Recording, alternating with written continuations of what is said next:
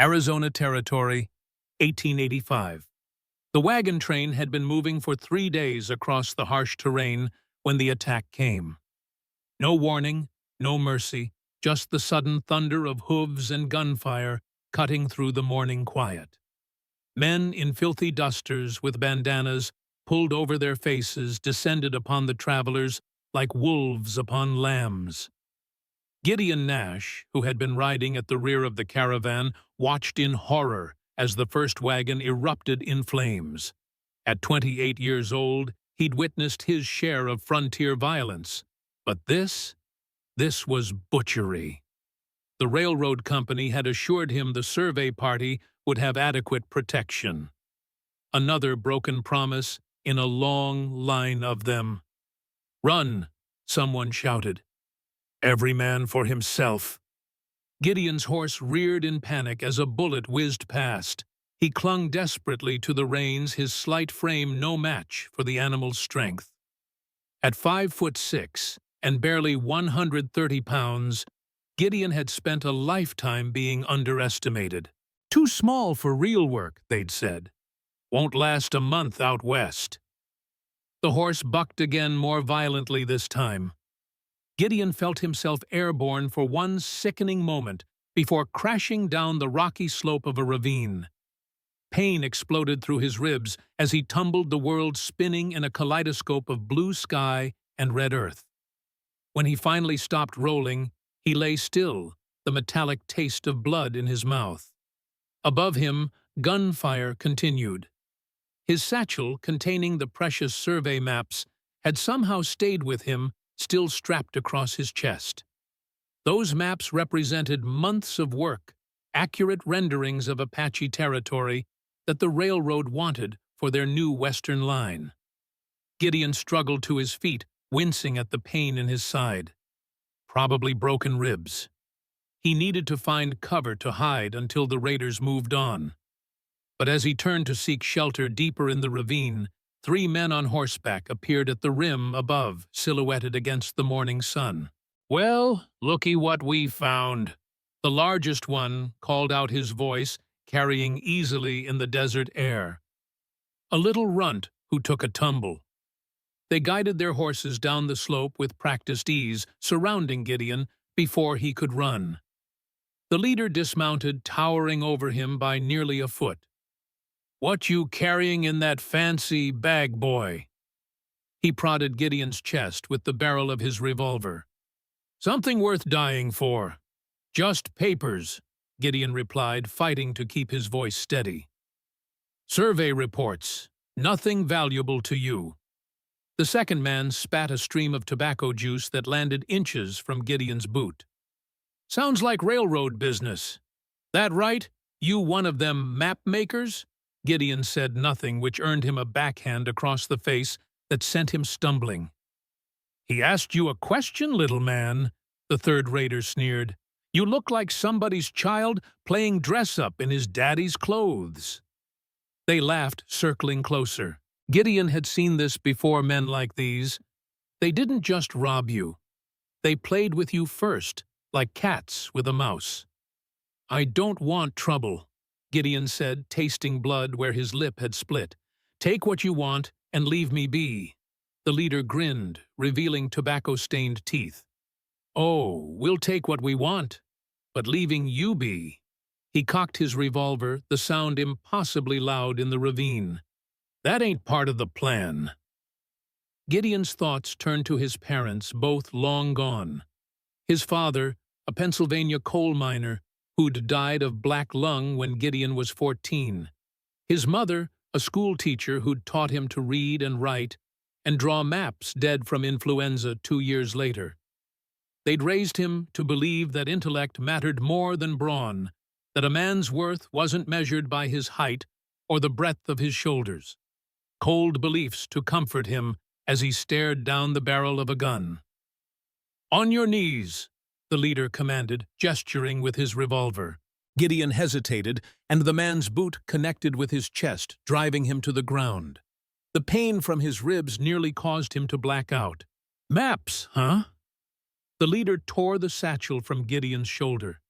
Maybe we can sell these to the Apache. Bet they'd pay good money to know where the white man plans to steal their land next." The second outlaw laughed. "Or to the railroad. Bet they'd pay even better to get 'em back." "Either way," the leader said, pressing the cold barrel against Gideon's forehead, "we don't need you alive to collect." Gideon closed his eyes. 28 years. Not enough time to make his mark. Not enough time to prove all those who'd dismissed him wrong. He thought of the small cabin he'd been saving for back in Denver, the teaching position at the geological college he'd been promised once this survey was complete. Dreams that would die with him in this God-forsaken ravine. Then a sound, something between a whistle and a grunt. The pressure of the gun barrel disappeared from his forehead. "What the hell was that?" one of the outlaws muttered. Gideon opened his eyes. The three men were looking around suddenly, alert guns drawn. It happened so fast, he would later struggle to describe it. A blur of movement from atop the ravine, something large descending, and then the leader was on the ground, his face a mask of shock and pain, as his wrist bent at an impossible angle, his gun lying in pieces against the rock face. Standing over him was the tallest woman Gideon had ever seen. She was Apache, that much was clear from her dress and the intricate beadwork that adorned her buckskin clothing. But her height, she stood at least 6 feet tall with broad shoulders and muscular arms that rippled as she moved. Her black hair was braided with feathers and small bones, and her dark eyes burned with a fierce intelligence.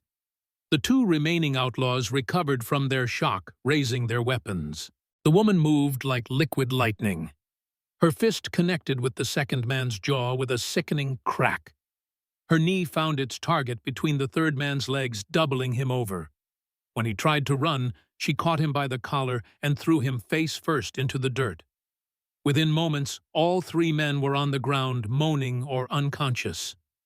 The woman stood over them, her chest rising and falling with controlled breaths, not a single strand of her long black hair out of place.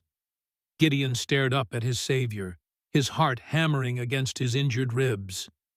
She stood like some ancient goddess of war, the morning sun creating a halo around her massive frame. For a moment, he forgot how to breathe. "You hurt?" she asked, her voice deeper than most men's, but undeniably feminine. He shook his head, still unable to find words. She extended a hand to help him up. When their fingers touched, electricity shot through Gideon's entire body. Her palm was calloused from years of hard living, but her touch was surprisingly gentle. Standing next to her, Gideon felt like a child. She was everything he wasn't: tall, powerful, confident, dangerous. "Why?" he finally managed to croak out. "Why help me?" Her dark eyes studied his face with an intensity that made him squirm. Then she pointed at his satchel, which had fallen open to reveal the maps inside. "Map man," she said in halting English. "No land." She tapped her chest. "Need you." Before Gideon could respond, she stiffened her head, turning sharply toward the eastern end of the ravine. He heard it a moment later, the rhythmic pounding of hooves, the jingle of metal. Not outlaws this time. The cadence was too orderly, too disciplined. Cavalry. "Soldiers," Gideon said, relief washing over him. "They'll help us." But the woman's expression had transformed into something hard and dangerous. In one fluid motion, she grabbed Gideon's arm and pulled him toward a narrow crevice in the ravine wall. She commanded, her voice urgent. "Bad men come." "The cavalry. They're not—" Her grip tightened painfully on his arm. "Quiet," she hissed. "Or die." She pulled him into the narrow fissure in the rock face, the space so tight they were pressed against each other. Gideon could feel the heat of her body, smell the sage and leather that clung to her skin. His head barely reached her chin, forcing him to tilt his neck back, to look up at her face. "But they're soldiers," he whispered. "They'll help us." Her dark eyes locked with his, filled with a knowledge born of bitter experience. "Not all who wear blue coats have good hearts," she said, her English suddenly more fluid. "These men hunt me, hunt my people." The hoofbeats grew louder. Gideon peered through the narrow opening of their hiding place. 5 cavalry soldiers rode into view, their blue uniforms dusty from the trail their rifles held at the ready. At their head rode a tall, weathered man with a thick mustache and captain's bars on his shoulders. "Captain Wallace Reynolds," the woman whispered, her breath warm against Gideon's ear. "He hunts Apache like animals. His brother hunted Apache women." Her voice hardened. "Until I stopped him." Gideon's eyes widened as understanding dawned. "You killed his brother." Her gaze didn't waver.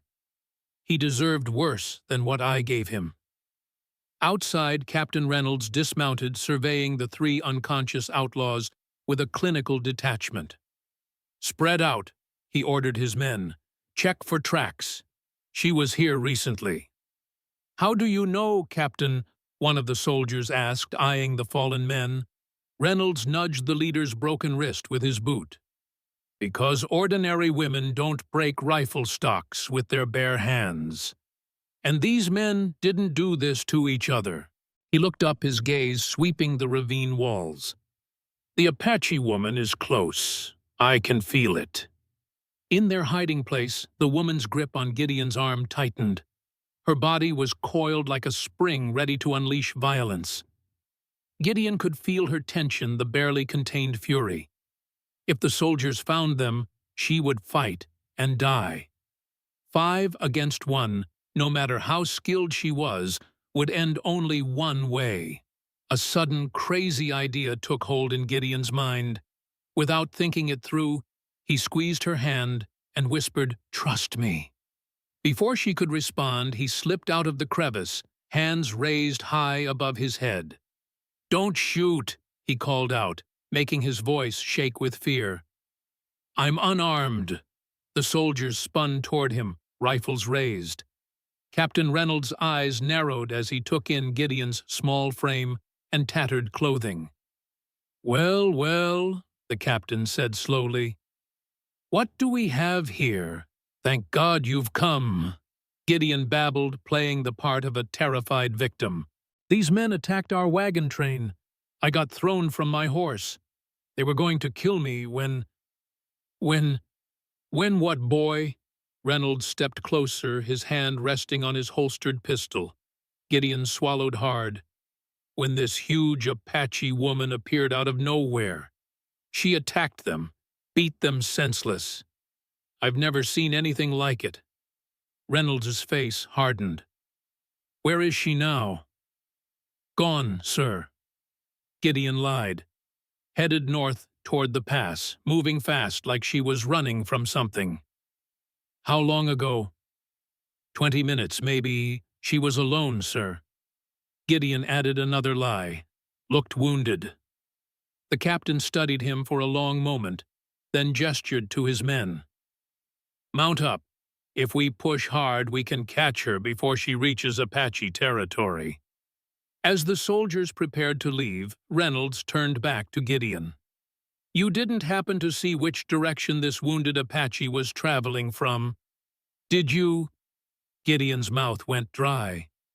This was a test. The wrong answer could get them both killed. "South, sir," he said, gesturing vaguely. "She came from the south, bleeding from her left shoulder." Reynolds nodded slowly, apparently satisfied. "Smart man staying out of an Apache's way. You'd best head back to town before more of them show up." The captain mounted his horse, then fixed Gideon with a penetrating stare. "What's your name, son?" "Gideon Nash, sir, railroad surveyor." Something flickered in Reynolds's eyes. "Surveyor, eh? Working on the new Western line." "Yes, sir." Reynolds nodded thoughtfully. "Well, Mr. Nash," I suggest you be more careful about where you draw your lines. Some territories aren't meant to be crossed." With that cryptic warning, he signaled to his men, and they rode off toward the northern pass, their dust cloud marking their retreat. Only when the sound of hoofbeats had completely faded did the Apache woman emerge from the crevice.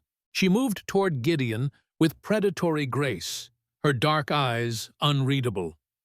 For a moment, he wondered if he had miscalculated, if she was angry at his interference. Then she stood before him so close he could feel her breath on his face. "Why help?" she asked, suspicion evident in her voice. "You saved my life," Gideon said simply. "I was returning the favor." Her eyes searched his face, looking for deception. Small man, big heart, dangerous. "I'm Gideon," he said, extending his hand. "Gideon Nash." She looked at his hand for a long moment before taking it in her much larger one. "Ayanna," she replied, the name rolling off her tongue like music. "Why did Captain Reynolds call you the Apache woman? Doesn't he know your name?" A shadow crossed Ayanna's face. "He knows. He chooses not to use it. To him, I am not a person, just Apache, just enemy." Gideon nodded, understanding. It was a common enough attitude among the military and settlers, viewing the native peoples not as individuals, but as a faceless collective threat. "You said you need me," Gideon reminded her. "Something about maps." Ayanna's expression turned serious. She knelt and drew a rough map in the dirt with her finger. "Your people take land with iron snake," she said, drawing a wavy line through the center of her map. "Railroad. My people need paper to show our land." Understanding dawned on Gideon. "You want me to create a map of Apache territory, an official document?" She nodded. "Chiefs talk to government men. Need map with white man marks. Proof of our land." It was a reasonable request. The Apache, like many tribes, were fighting desperately to hold onto their ancestral lands as the railroads pushed ever westward. Without official documentation that whites would recognize, they stood little chance. But helping her would be seen as betrayal by the railroad company. They had hired him to map the most efficient route for the new line, a route that would undoubtedly cut through Apache territory. Ayanna seemed to sense his hesitation. "I show you something," she said, her eyes intense. "You decide after." In the distance, a train whistle sounded, the noon supply train from Tucson, right on schedule.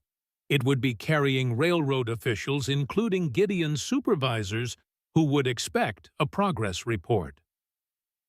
"Choose now," Ayanna said, her voice low and urgent. "Iron snake men or truth?" Gideon looked down at his satchel, at the maps he'd spent months creating. Maps that would help the railroad claim land that had belonged to the Apache for generations.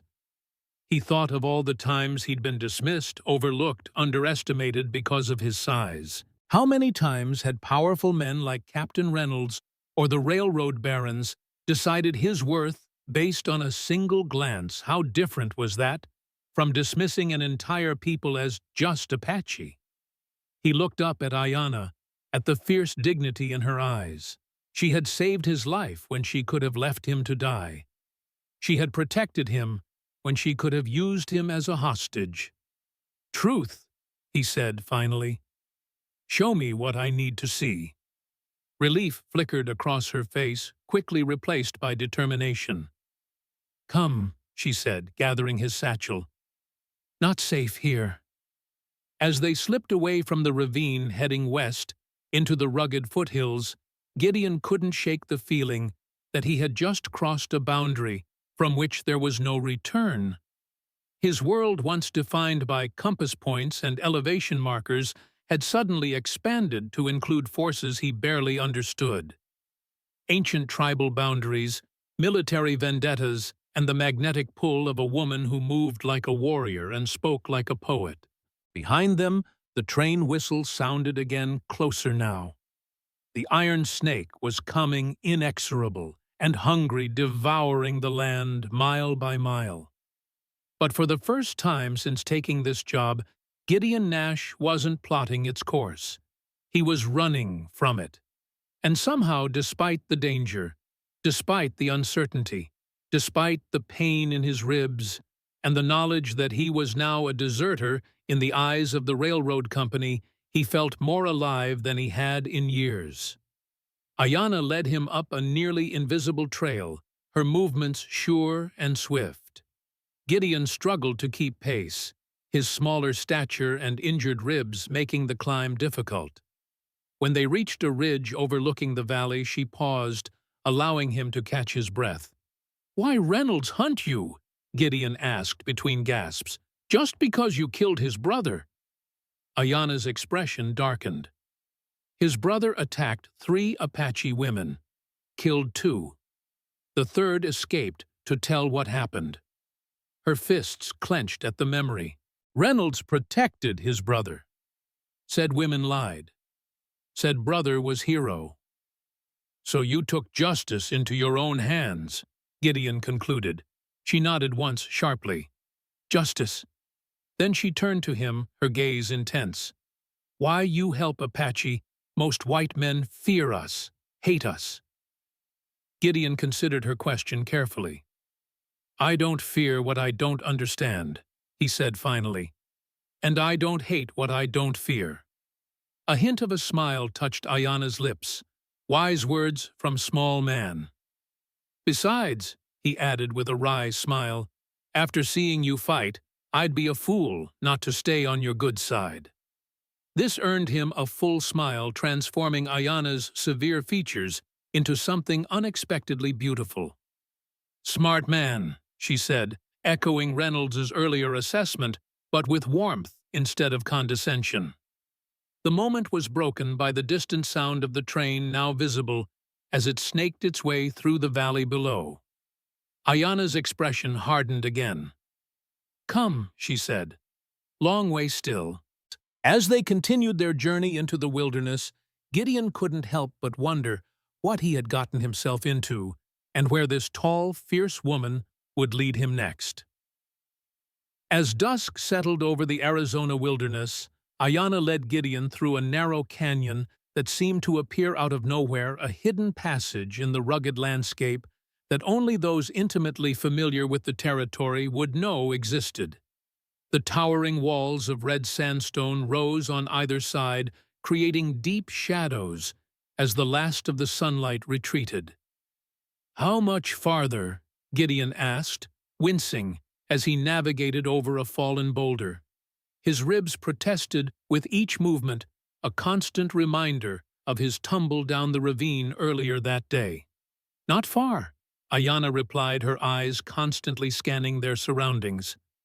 "Hidden place. Safe place." The canyon opened suddenly into a small valley nestled within protective rock formations. A shallow cave was carved into the far wall, its entrance partially hidden by scrub brush. Ayanna led him directly to it, pushing aside the brush to reveal a surprisingly well-appointed shelter. Inside, Gideon found bedrolls, a small cache of supplies, and a fire pit with stones arranged to direct the smoke upward through a natural chimney in the rock. Most surprising of all was a wooden chest in the corner, its lid secured with a heavy lock. "You've been planning this?" Gideon said, realization dawning. Ayanna nodded as she set about making a small fire. "Many moons," she confirmed. "Wait for right map, man." "Right map, man," Gideon echoed, settling down against the cave wall. "And what makes me the right one?"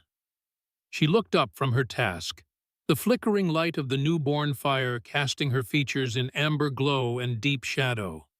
"You see land true," she said simply. "Not just for railroad. Other map men see only where Iron Snake can go. You see everything." The compliment warmed him in a way he wasn't prepared for. Throughout his career, Gideon had taken pride in the accuracy and detail of his survey work, even when his supervisors called it excessive. He documented everything, not just the practical routes for the railroad, but the entire landscape with its arroyos, water sources, ancient trails, and sacred sites. His fellow surveyors mocked him for it, but Gideon believed that understanding the full context of a place was essential to mapping it correctly. Somehow, Ayanna had recognized this quality in him. But how? "Have you been watching me?" he asked suddenly, self-conscious. She nodded without hesitation. 3 moons. See you work, see you measure, see you draw. She tapped her temple. See you think. The idea that this formidable woman had been observing him for weeks without his knowledge was both unsettling and oddly flattering. He'd been completely unaware of her presence, yet she'd studied him closely enough to determine he was the one she needed.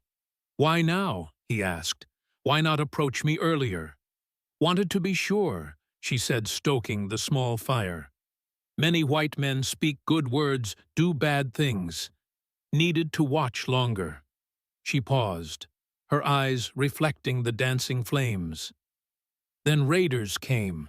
No more time to watch. From her pack, she withdrew strips of dried meat and a small pouch of what appeared to be cornmeal.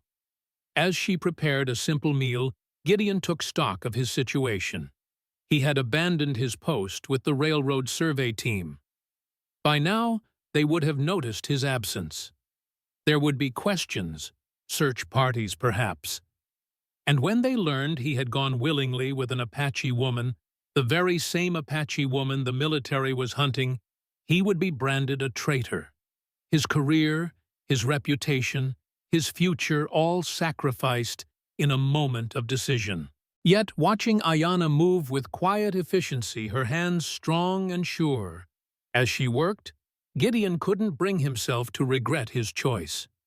There was something about her, a dignity, an intensity, a purpose, that compelled him in ways he couldn't articulate. "Why did you wait for a map man?" he asked as she handed him a portion of the simple meal. "Why not just tell your tribal leaders where your land boundaries are? Surely they know." "Knowing is not enough," she replied, settling across from him. "White man's world needs paper, marks, seals. Our words alone mean nothing to your government." She reached for the wooden chest, producing a key from somewhere within her buckskin dress. The lock opened with a solid click, and she carefully lifted the lid. Inside were papers, dozens of them, along with several books, and what appeared to be a small Bible.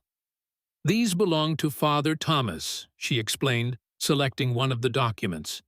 "He taught me to read, to write, to understand white man's laws." She handed Gideon the yellowed paper. It was a treaty dated 1853, outlining territorial boundaries for the Apache.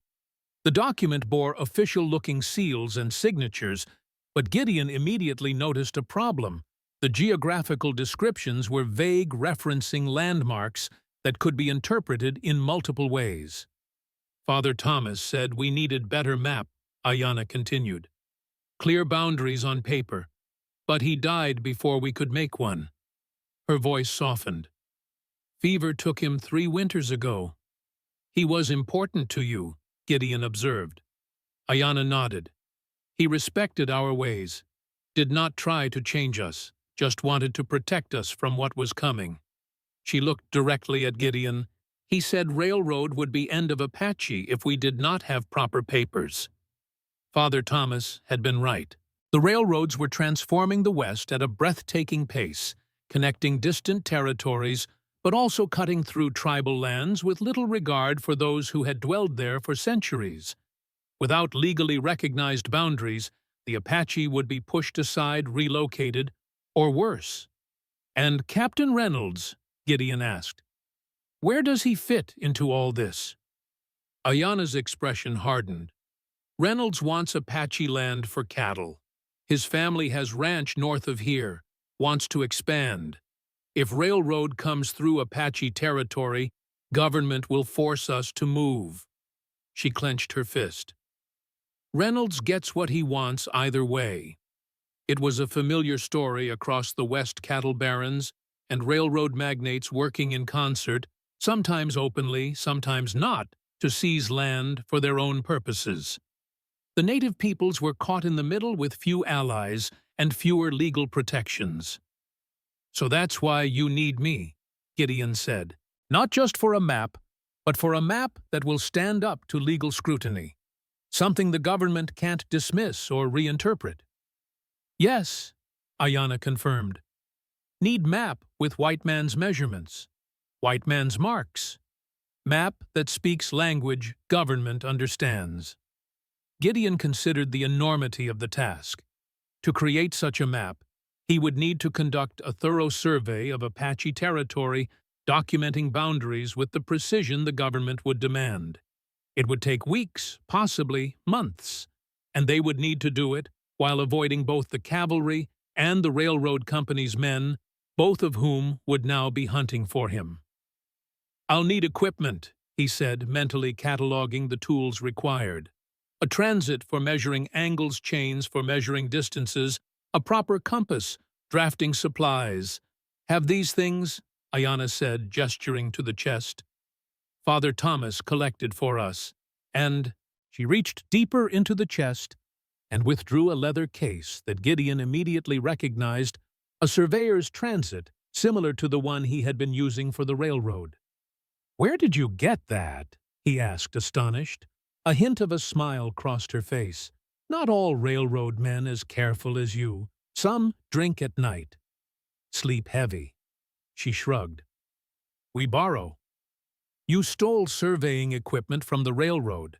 Gideon couldn't decide whether to be impressed or alarmed. "Borrowed," she corrected. "Will return when finished, with interest." Despite himself, Gideon laughed. There was something refreshing about Ayanna's direct approach to solving problems. No hand-wringing over proprieties or protocols, just identifying what was needed and acquiring it by whatever means necessary. "We start at dawn," she said, repacking the chest. "Rest now. Your ribs need healing." As if reminded of his injury by her words, Gideon felt a fresh wave of pain. He shifted uncomfortably, trying to find a position that didn't aggravate his bruised or possibly broken ribs. Noticing his discomfort, Ayanna moved to his side. "Let me see," she said, her tone leaving no room for argument. Before Gideon could protest, she was gently lifting his shirt to examine his side. Her fingers, calloused, yet surprisingly gentle, probed the angry bruise that spread across his ribs. He winced, but didn't pull away. "Not broken," she pronounced after a careful examination. "Cracked, maybe. Need medicine." From a small pouch at her waist, she withdrew what looked like dried herbs, crushed them between her palms, and mixed them with a small amount of water from a skin. The resulting paste she applied to Gideon's bruised ribs, her touch clinical, yet somehow intimate. "This help pain," she explained. "Help healing." The paste was cool against his skin, and almost immediately a numbing sensation began to spread across his injured side. "Thank you," Gideon said, genuinely grateful as the pain began to recede. Ayanna simply nodded, wiping her hands on a scrap of cloth. "Sleep now," she said, moving back to her side of the fire. "Long journey tomorrow." As Gideon settled onto one of the bedrolls, he found himself studying Ayanna in the firelight. She sat cross-legged, her back straight, her profile strong against the flickering shadows. She seemed alert, even in repose, like a great cat, resting but ever vigilant. "Ayanna," he said softly, "why me? There must be other surveyors you could have borrowed." She turned to look at him, her dark eyes reflecting the firelight. "Watched many," she admitted. "You different. You respect land, draw every stream, every hill. Others just draw straight lines where train will go." She paused. "And you have kind eyes, honest face." With that simple explanation, she turned her attention back to the fire, leaving Gideon to ponder her words as exhaustion finally claimed him. Morning came with the soft cooing of morning doves and the gradual warming of the desert air. Gideon awoke to find Ayana already up and preparing for their journey. His ribs felt remarkably better, still tender, but the sharp pain had dulled to a manageable ache. "Medicine works," Ayana observed with satisfaction when he commented on the improvement. "Good. Need you strong for today's work." After a breakfast of dried fruit and jerky, they packed the surveying equipment and set out. Ayana had a specific destination in mind, a place she called Meeting of Waters, where 3 streams converged to form a larger creek. It was an ancient boundary marker, she explained, recognized by all the local tribes. The journey took them deeper into Apache territory through landscapes of breathtaking beauty and surprising diversity. Gideon marveled at how quickly the terrain could change from rocky cactus-studded slopes to lush, hidden valleys, where cottonwoods and willows thrived along clear running streams. Throughout the day, Ayana shared her knowledge of the land, pointing out medicinal plants, game trails, and water sources that wouldn't appear on any conventional map. Gideon absorbed it all, making notes and sketches in a small journal he carried. When they reached the Meeting of Waters, Gideon set up the transit and began taking measurements. Ayana watched with interest as he worked, occasionally asking questions about the instruments and their purpose. "These numbers," she said, pointing to his notations, "they tell where boundary is. They tell the exact location," Gideon explained. "Latitude and longitude. With these coordinates, anyone can find this exact spot, no matter how the landscape might change." Ayana nodded thoughtfully. Land always changes. Water carves new paths. Trees grow and die, but numbers stay same. "Exactly," Gideon said, impressed by her quick understanding. "That's why we need these precise measurements for your boundaries. They're indisputable." They worked through the day, moving from one boundary marker to the next. Ayana knew each one: ancient trees, distinctive rock formations, confluences of waterways, all part of the oral tradition passed down through generations of Apache. As the sun began its descent, Gideon realized they had covered only a small portion of what needed to be documented. This would indeed be a long process. "We make camp here," Ayana decided, as they reached a sheltered overhang near a small stream. "Good water, safe place." While Ayana gathered wood for a small fire, Gideon reviewed his notes and measurements from the day. He was so absorbed in his work that he didn't notice her sudden stillness until she spoke. "Someone comes," she said, her voice low. "Many horses. From east." Gideon listened, but heard nothing. Yet he didn't doubt Ayana's senses were far more attuned to the wilderness than his.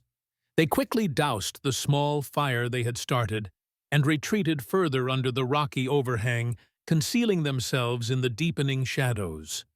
Minutes later, Gideon heard what Ayana had detected earlier, the distant sound of horses approaching. But these weren't the disciplined, rhythmic hoofbeats of cavalry mounts. This was the varied cadence of a mixed group, some horses, some mules. "Not soldiers," Ayana whispered. "Prospectors, maybe. Or hunters." They remained hidden as the group came into view in the valley below their position, 5 men leading pack mules, their equipment suggesting they were indeed prospectors searching for gold or silver. But something about them made Gideon uneasy. Their movements were too purposeful, their formation too organized for ordinary prospectors. One of the men, taller than the others and wearing a long duster, despite the heat, suddenly reined his horse to a stop and looked directly toward their hiding place. Though the distance was too great for him to possibly see them in the shadows, Gideon felt an icy chill run down his spine. "That one," Ayana breathed, barely audible. "Bad spirit." Crow Dog. You know him, Gideon whispered. Her expression was grim. He hunts his own people for white man's gold. Tracker, killer. The man called Crow Dog continued to stare in their direction for several long moments before one of his companions called out to him. With obvious reluctance, he turned his horse and rejoined the group, which continued down the valley. Only when they had disappeared from sight did Ayanna relax slightly. "We leave now," she said. "Not safe here." "Who were those men?" Gideon asked, as they hurriedly gathered their equipment. They didn't look like ordinary prospectors. "Bounty hunters," Ayanna said grimly. "Looking for me. Maybe you too now." Gideon's blood ran cold. The railroad company wouldn't put a bounty on my head just for missing a few days of work. Ayanna gave him a look that suggested he was being naive. "You have railroad maps," she reminded him. "Valuable. And now you help Apache. 2 reasons to hunt you." She was right, of course. From the railroad company's perspective, he had stolen proprietary information and was potentially collaborating with a group they considered hostile to their interests. That made him a liability they would want to eliminate. "We go north," Ayanna decided, "to Apache camp, safety in numbers." They traveled through the night using the stars for navigation. Despite his fatigue and the lingering pain in his ribs, Gideon kept pace with Ayanna's ground-eating stride. The knowledge that they were being hunted lent urgency to their movements. Dawn was breaking when they crested a ridge, and Gideon got his first glimpse of the Apache encampment nestled in the valley below. It was larger than he had expected, perhaps 30 wickiups arranged in a rough circle, with horses corralled nearby, and several cooking fires already sending thin columns of smoke into the morning air. Their approach did not go unnoticed. Before they had descended halfway down the slope, 3 mounted Apache warriors intercepted them, rifles held ready, but not pointed directly at them. They addressed Ayanna in their native language, their tone questioning, but not hostile. Ayanna responded with a torrent of words, occasionally gesturing toward Gideon. The warriors listened impassively, their dark eyes flicking between Ayanna and Gideon, measuring, assessing. Finally, one of the warriors, a man with a weathered face and a single eagle feather in his hair, nodded and motioned for them to continue toward the camp. The warriors fell in beside them, an honor guard, or perhaps a precaution. Gideon couldn't be sure. As they entered the camp, activity seemed to pause. Women looked up from their morning tasks, children stopped their play, and men emerged from wickiups to observe the strangers' arrival. Gideon felt the weight of dozens of curious and wary gazes. Ayanna led him directly to the largest wickiup at the center of the camp. Outside it sat an elderly man wrapped in a blanket, despite the growing warmth of the day. His face was deeply lined, his hair white, but his eyes were clear and sharp as they followed the newcomer's approach.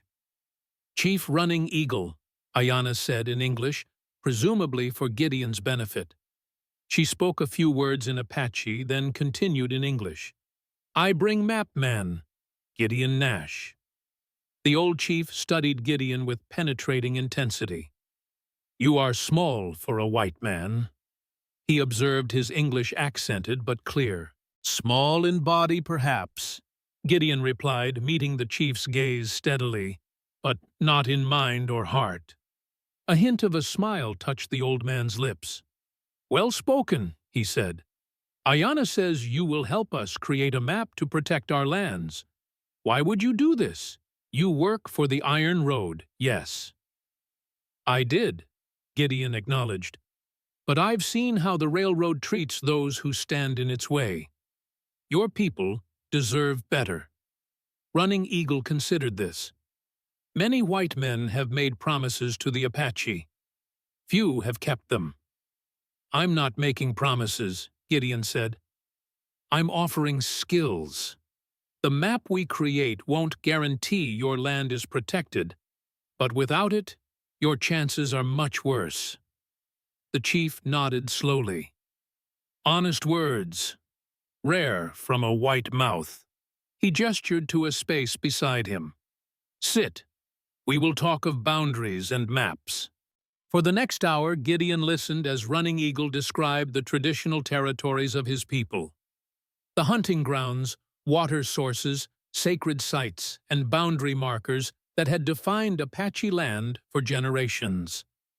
The old chief's knowledge was encyclopedic, his descriptions precise despite the limitations of translating geographical concepts between languages.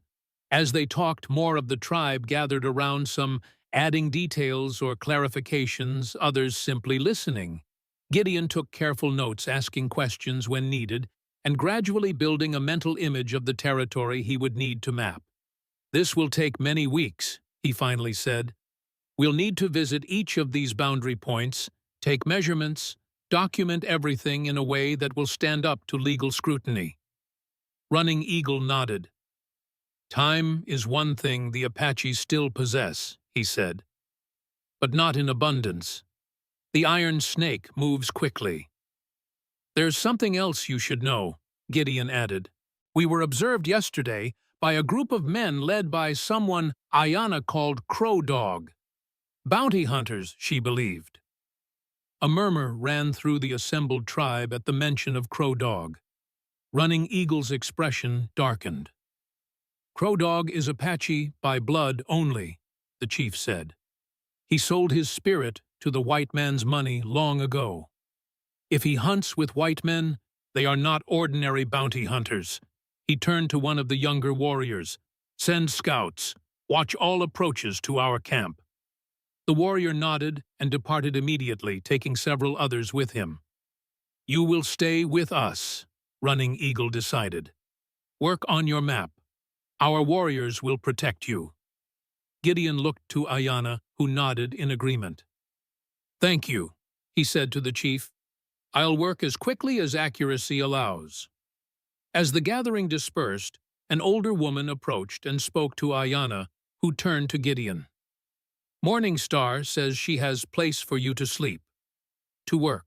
She gestured toward a smaller wickiup near the chief's. I will bring equipment. The wickiup was simple, but comfortable, with a sleeping mat, a small fire pit, and to Gideon's surprise, a rough wooden table that looked to have been salvaged from a settler's cabin. It would serve perfectly for his drafting work.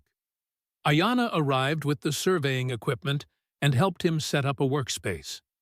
As they arranged his tools and papers, Gideon found himself acutely aware of her presence, the grace of her movements, the scent of sage and leather that seemed to surround her, the quiet strength she exuded. Ayanna, he said as they finished, what does Running Eagle think of our chances of creating a map that will actually protect your land? She was quiet for a moment, her expression thoughtful. He has seen many treaties broken, she finally said, many promises forgotten, but he believes this is our best hope. She looked directly at Gideon. He trusts you. This is rare. And you? Gideon asked. Do you trust me? The question hung between them, weighted with more significance than he had intended. Ayanna studied him, her dark eyes searching his face, as if looking for some hidden truth. Yes, she said simply. I trust you, Gideon Nash. There was something in the way she said his name, a softness, an intimacy that made his heart beat faster. For a moment, they stood in silence, the air between them charged with unspoken possibilities. The moment was broken by a commotion outside, raised voices, the nickering of horses, the sound of people gathering. Ayanna's head turned sharply toward the entrance of the wickiup. Come, she said. Something happens. They emerged to find the camp in a state of controlled chaos. Warriors were mounting horses, women were gathering children, and Running Eagle was issuing instructions from his place at the center of the activity. One of the scouts had returned with news. A large group of riders was approaching from the east, moving quickly and purposefully toward the camp. Not cavalry, according to the scout, but armed men led by a tall figure in a long duster. Crow Dog and his bounty hunters had found them. "How many?" Gideon asked, alarmed. "Scout says 15, maybe more," Ayanna replied, her hand moving to the knife at her belt. "Too many for direct fight." Running Eagle was ordering the evacuation of the camp women children, and the elderly would retreat to a defensible canyon to the north, while the warriors prepared to delay the approaching force. "You must go with them," Ayanna told Gideon, gesturing toward the group preparing to evacuate. "Take mapping tools. Keep safe." "And you?" he asked, though he already knew the answer. "I stay, fight." Her expression was resolute. "My arrows find Crow Dog's heart today." Gideon shook his head. "No, your life is worth more than revenge. The map. Our work is what matters. If you fall here, who will guide me through your territories? Who will speak for your people when we present the final map?" She hesitated, clearly torn between her desire to confront their pursuers and the logic of his argument. Ayanna, Running Eagle, called from across the clearing, "Go with the map maker. Your knowledge is needed for what comes after." After a moment of internal struggle, she nodded reluctantly. "We go, but fast. Bring only what you need." Gideon quickly gathered his most essential tools and the notes he had already taken. Within minutes, they were joining the evacuation party, moving swiftly along a hidden trail that led north toward the canyon stronghold. As they climbed higher, Gideon looked back to see the Apache warriors taking up defensive positions around the now mostly empty camp. They were outnumbered, but they had the advantage of position and knowledge of the terrain. "They will be safe?" he asked Ayanna, who was scanning the horizon with a concerned expression. "Warriors know how to fight, when to retreat," she said. "Goal is to delay, not defeat. Buy time for us to reach canyon." They continued their ascent, the trail growing steeper and more challenging. Gideon struggled to keep pace, his injured ribs protesting with each labored breath. Ayanna noticed his difficulty and slowed slightly, occasionally reaching back to offer a steadying hand over particularly rough terrain. They had been traveling for perhaps an hour when the first sounds of conflict reached them, distant popping of gunfire, faint shouts carried on the wind. Ayanna's stride faltered for just a moment before she resolutely pressed on. The canyon stronghold was everything its name suggested, a natural fortress with sheer walls and a single easily defended entrance. Inside, the evacuees quickly established a temporary camp, with lookouts posted at strategic points along the rim. "We wait here," Ayanna explained as they settled in a sheltered alcove, "until warriors return, or until we know they will not." The waiting was agonizing. Hours passed with no word from the warriors who had stayed behind to cover their retreat. Gideon tried to distract himself by reviewing his notes and planning the next phases of their mapping project, but his thoughts kept returning to the men who might be dying to protect them. As dusk approached, Ayanna grew increasingly restless, pacing the perimeter of their alcove like a caged mountain lion. Finally, she turned to Gideon with a determined expression. "I go back," she announced. "See what happened. Bring news." "Not alone," Gideon said, immediately rising to his feet. "I'm coming with you." She shook her head emphatically. "Too dangerous. You not fighter." "Maybe not," he conceded. "But I'm smaller, quieter, and less likely to be spotted. And 2 sets of eyes are better than 1. They argued in hushed tones, mindful of the others nearby. In the end, Ayanna reluctantly agreed that Gideon could accompany her part of the way to a vantage point overlooking the camp, but would go no further. They slipped away as the last light faded from the sky, moving silently down the trail they had ascended earlier. Ayanna moved like a shadow, her feet finding purchase on the rocky path with uncanny sureness, even in the growing darkness. Gideon followed as best he could, grateful for the moonlight that filtered through the scattered clouds. When they were perhaps halfway back to the camp, Ayanna suddenly froze, raising a hand in warning. Gideon stopped straining his ears for whatever had alerted her. At first, he heard nothing beyond the normal sounds of the desert night, the distant yip of a coyote, the rustle of wind through scrub brush. Then he caught it, a rhythmic crunching of boots on gravel, coming steadily closer. Someone was ascending the trail toward them. Ayanna pulled Gideon off the path and into a shallow depression behind a large boulder. They pressed themselves flat against the earth, scarcely daring to breathe as the footsteps grew louder. A figure appeared on the trail below them, a tall man in a long duster, moving with the confident stride of a predator. Even in the dim moonlight, the scar that ran down the right side of his face was visible pale against his tanned skin. Crow Dog. He paused almost directly below their hiding place, lifting his head, as if scenting the air. For a heart-stopping moment, Gideon was certain they had been discovered. But then Crow Dog continued up the trail, his hand resting casually on the revolver at his hip. And he wasn't alone. Behind him came more men, at least a dozen, moving in single file, their weapons at the ready. They weren't headed randomly into the wilderness. They were following the exact trail to the canyon stronghold.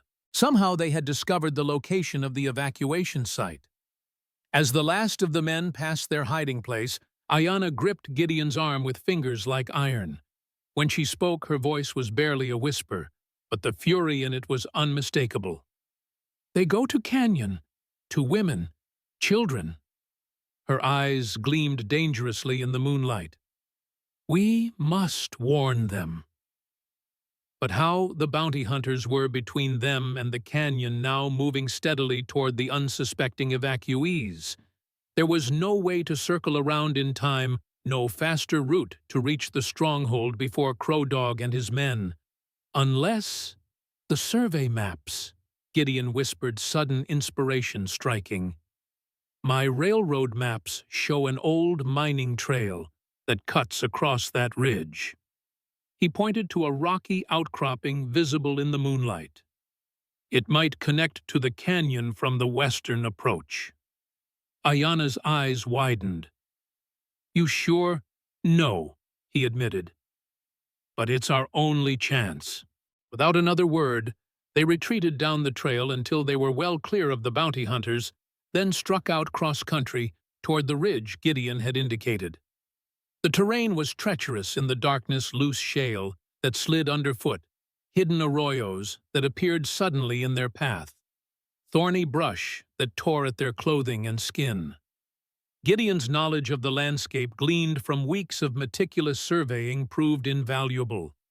He led them to the mining trail he had mapped, little more than a goat path clinging to the side of the ridge, but a direct route if his calculations were correct. The path grew increasingly precarious as they climbed higher. In places, it narrowed to barely the width of a man's foot, with a sheer drop to one side that disappeared into darkness. Ayanna, despite her size, moved with cat-like agility along the treacherous trail. Gideon followed more cautiously, testing each foothold before committing his weight. They had nearly reached the crest of the ridge when disaster struck. A section of the trail, weakened by recent rains, gave way beneath Gideon's foot. He felt a moment of weightlessness, a surge of pure terror as he began to fall, and then Ayanna's hand clamped around his wrist like an iron manacle arresting his descent. For a breathless moment, he dangled over the abyss, held only by Ayanna's grip. With seemingly effortless strength, she pulled him back onto the trail, steadying him against the rock face. "Careful, map man," she whispered, her voice tight with concern. "Cannot finish map without you." The trail widened as they crested the ridge, allowing them to move more quickly. According to Gideon's mental map, they should intersect with the western approach to the canyon within a mile. If they could reach it before Crow Dog's men reached the eastern entrance, they might still warn the evacuees in time. They ran, now caution tempered by urgency, their breath coming in harsh gasps as they pushed themselves to the limit. Gideon's ribs screamed in protest, but he ignored the pain, focusing only on the path ahead and the desperate need for speed. The western approach to the canyon appeared just where Gideon's map had indicated a narrow fissure in the rock wall that widened into a passable trail.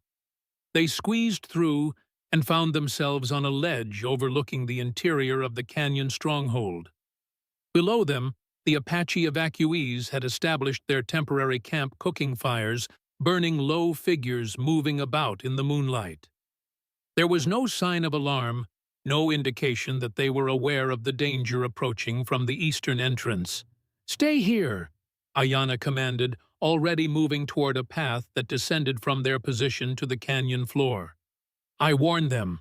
But before she had taken 3 steps, the night was shattered by the crack of a rifle shot, followed immediately by screams and shouts from the canyon below. Crow Dog's men had arrived. "Too late," Ayana said, her voice tight with anguish. "They are already inside." From their elevated position, they had a clear view of the chaos unfolding below. The bounty hunters had entered through the eastern passage and were now spreading out, firing indiscriminately into the camp. The Apache were scrambling for cover, women gathering children, warriors reaching for weapons. Running Eagle stood in the center of the camp, shouting orders, trying to organize a defense, with the few warriors who had remained with the evacuation party. But they were outnumbered and outgunned, and striding through the mayhem, his duster billowing behind him like dark wings, was Crow Dog. He moved with purpose, scanning the faces of the fleeing Apache, clearly searching for someone specific. "He hunts for me," Ayana realized, her hands clenching into fists. "And for you."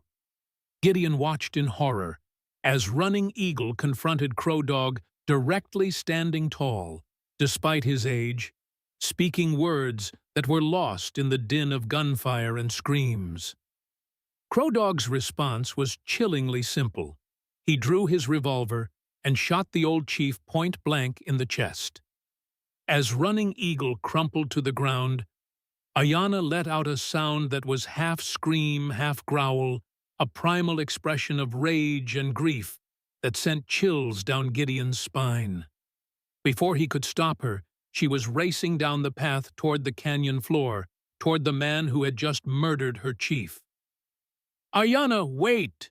Gideon called, but his voice was lost in the chaos of the battle below. He had no weapon, no fighting skills to speak of, nothing to offer in direct confrontation with Crow Dog and his men. But he couldn't simply watch as Ayana charged into deadly danger. Pushing aside his fear, Gideon Nash followed the tall Apache woman down into the heart of the battle toward a confrontation that would forever change both their lives. Gideon had never considered himself a brave man. Cautious, methodical, precise. These were the qualities that defined his work and his life. But as he scrambled down the rocky path toward the chaos below, all caution abandoned him. His only thought was of Ayana charging headlong into deadly danger. The canyon had transformed into a battlefield. Gunfire echoed off the stone walls, creating a deafening cacophony. Through swirling gun smoke, Gideon saw Apache warriors fighting with desperate courage against the better-armed bounty hunters. Women were fleeing with children toward hidden recesses in the canyon walls. And in the center of it all, Ayana was carving a path toward Crow Dog, who stood over Running Eagle's fallen form. A bullet ricocheted off the rock near Gideon's head, spraying stone fragments that stung his cheek. He ducked instinctively, but kept moving. Ahead, Ayana had reached the canyon floor and was now sprinting across the open ground, a knife gleaming in her hand. "Crow Dog!" Her voice carried over the din of battle, powerful and full of rage. The tall tracker turned his scarred face, twisting into a smile of cruel satisfaction as he saw her coming. With deliberate slowness, he drew his revolver and aimed it at Ayana's charging form. Gideon's heart froze. He was too far away, too slow to intercept. He could only watch in horror as Crow Dog's finger tightened on the trigger. The shot never came. Instead, a blur of motion from Gideon's left, an Apache warrior on horseback, galloping at full speed across the battlefield, collided with Crow Dog, sending both men sprawling in the dust. The revolver discharged harmlessly into the air as it flew from Crow Dog's hand. Ayana didn't break stride. As Crow Dog struggled to his feet, she was upon him, her knife slashing in a deadly arc. But the tracker was wickedly fast. He twisted away from her blade and drew a wicked-looking hunting knife from his boot. The two circled each other, eyes locked in mutual hatred. "I have waited for this day, tall woman," Crow Dog said in accented English, his voice carrying to where Gideon now crouched behind an overturned cart. "The white men offered much gold for you. But this," he gestured to the chaos around them, "this is my true payment." "Traitor!" Ayana spat. "You betray your own blood." Crow Dog laughed, a sound devoid of humor. "My blood," he tapped his chest. "My blood is my own, not tribes, not chiefs." His eyes narrowed. "Where is the map man my employer wants his maps?" "You will never touch him," Ayana growled and lunged forward. Their knives met with a metallic clang. Crow Dog might have been faster, but Ayana was stronger. She drove him backward with the force of her attack, her blade a silver blur in the moonlight. For a moment, it seemed she would overwhelm him through sheer power. But Crow Dog was a cunning fighter. He feinted left, then dropped low and swept Ayana's legs from under her. She crashed to the ground, momentarily stunned. Before she could recover, Crow Dog was upon her, knife raised for a killing blow. Without conscious thought, Gideon burst from his hiding place. He had no weapon, no plan, only the desperate need to prevent what was about to happen. He snatched up a burning branch from a nearby campfire and charged. Crow Dog sensed the attack at the last moment and spun to face this new threat. The burning branch caught him across the face, sending sparks flying and filling the air with the sickening smell of singed hair and flesh. Crow Dog howled in pain and rage, staggering backward, his hand covering his burned face. "Ayana!" Gideon shouted, extending his free hand to her. "Come on!" She seized his hand and pulled herself up, her dark eyes wide with surprise. "You fight for me! Run! Now talk later!" Gideon urged, pulling her toward the western passage, the same one they had entered through. It remained unguarded, the bounty hunters having focused their attack on the eastern entrance. Behind them, Crow Dog's enraged voice cut through the battlefield noise. "Find them, $1,000 to the man who brings me their heads." They fled up the narrow path, scrambling over rocks and loose shale. Gunfire followed them, bullets kicking up dust at their heels. Gideon's lungs burned his injured ribs, screaming in protest. But fear and desperation drove him onward. When they reached the ridge at the top of the western passage, Ayana pulled Gideon behind a large boulder. They crouched there, gasping for breath, listening to the sounds of pursuit growing closer. "We can't outrun them," Gideon panted. "Not all of them." Yana's face was grim in the moonlight. "No, but can divide them." She peered around the boulder at the path they had just climbed. "3 men follow now. More will come. What's your plan?" She pointed to a fork in the path ahead. "You take left trail. Goes down to valley. Find place to hide." She tapped her chest. "I take right trail. Lead them away from you." Gideon shook his head emphatically. "No, we stay together." Must separate, Ayana insisted. You carry knowledge here. She tapped his forehead. Apache boundaries, survey marks. If you die, all is lost. And if you die, Gideon demanded. A faint smile touched her lips. I not die, easy map man. Before he could argue further, the crack of a rifle split the night air. A bullet whined off the boulder that sheltered them. Go now, Ayana commanded, giving him a push toward the left fork. We meet at Father Thomas's mission. 3 days' journey north. You know it. Gideon nodded reluctantly.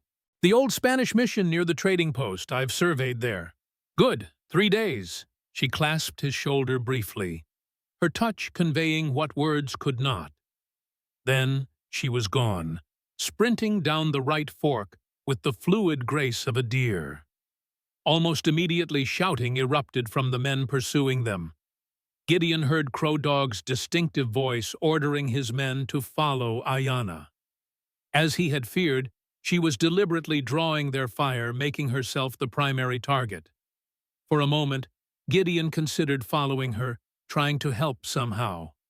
But what could he do? He had no weapon, no fighting skills. He would only become a liability to her, another burden to protect rather than an asset. With a heavy heart, he turned and took the left fork, moving as quietly as he could in the darkness. The path descended steeply, switching back and forth down the face of the ridge. In daylight, it would have been challenging. In the darkness, with exhaustion weighing his limbs and pain lancing through his ribs, it was treacherous. Twice he nearly fell, saved only by desperately grabbing at scrub brush or rocky outcroppings. His hands were soon bloody from scrapes and cuts, but he pushed on, driven by the need to put distance between himself and any potential pursuers. When he finally reached the valley floor, Gideon paused to catch his breath and get his bearings.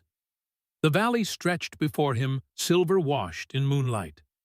To the north, he could make out the dark line of a creek bed, probably dry this time of year, but offering some cover.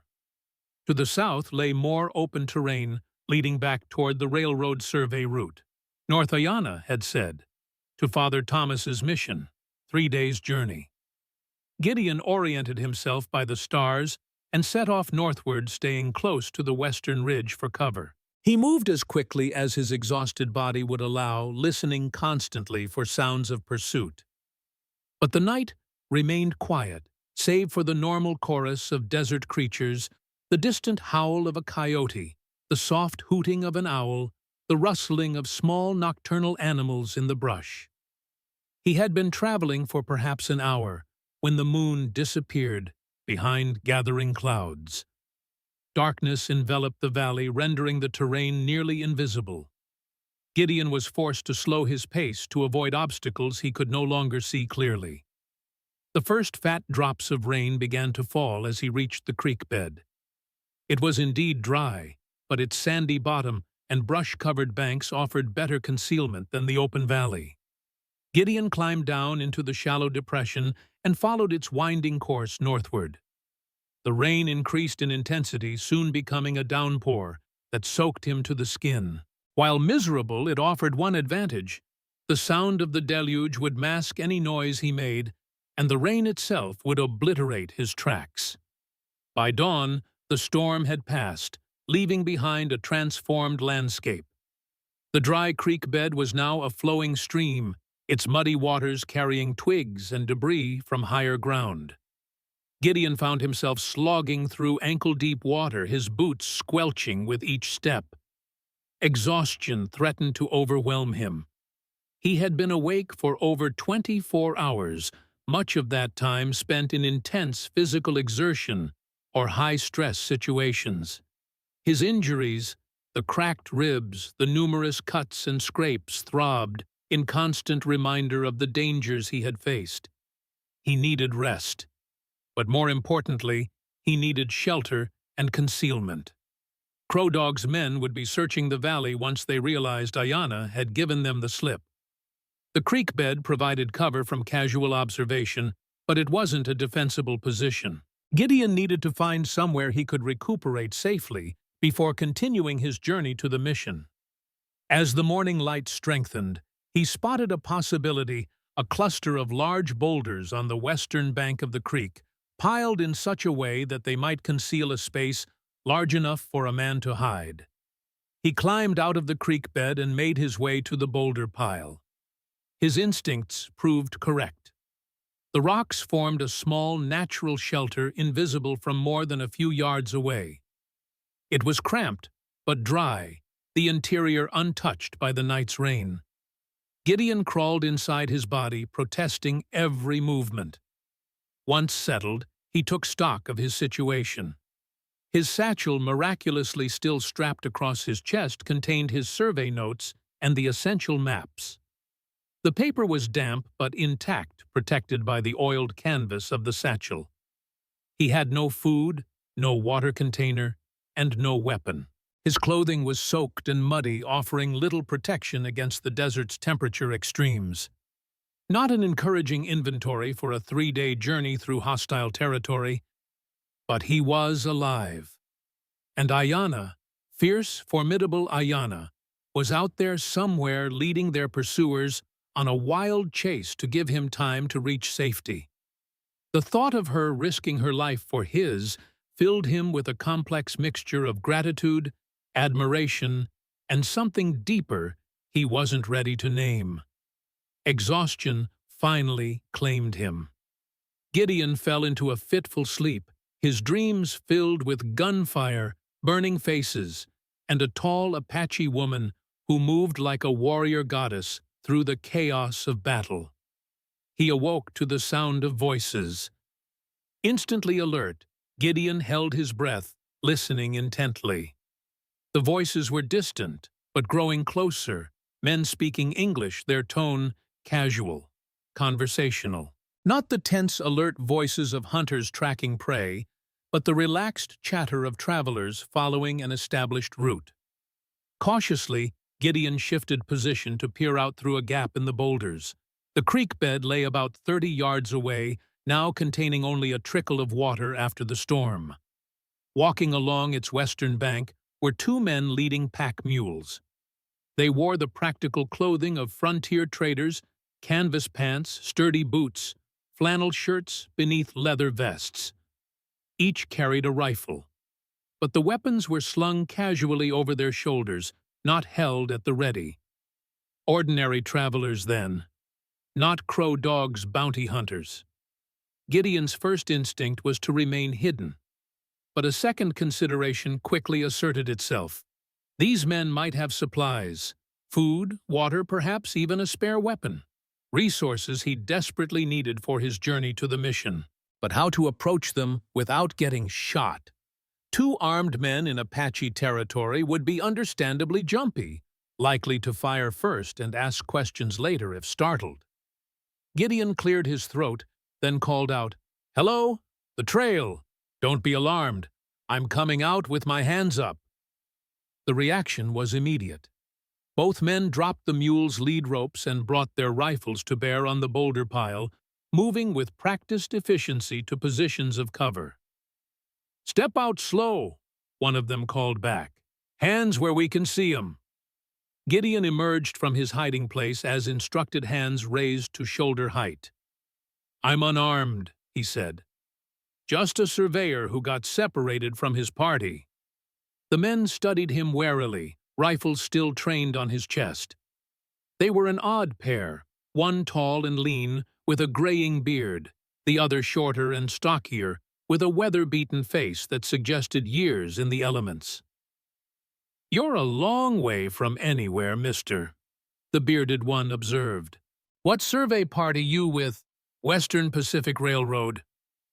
Gideon replied, deciding that a partial truth was safer than an outright lie.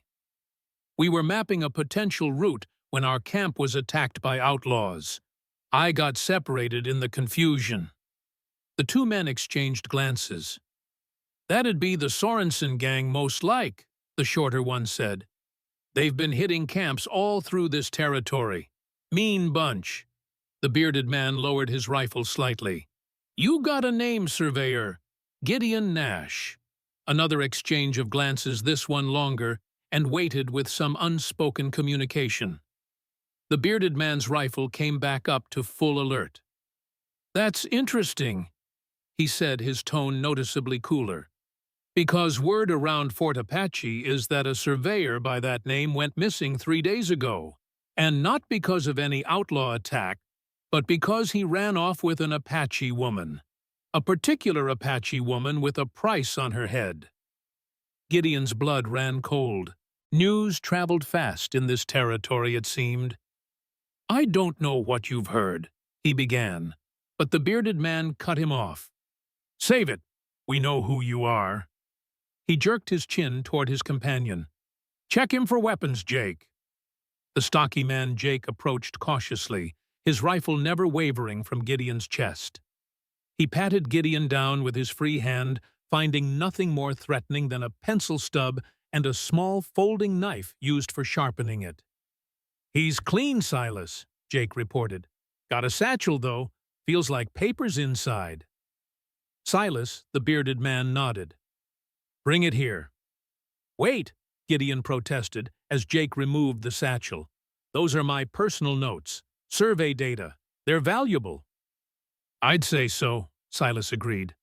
"Valuable enough that there's a $500 reward for their return. And another $500 for you, alive or dead. $1,000.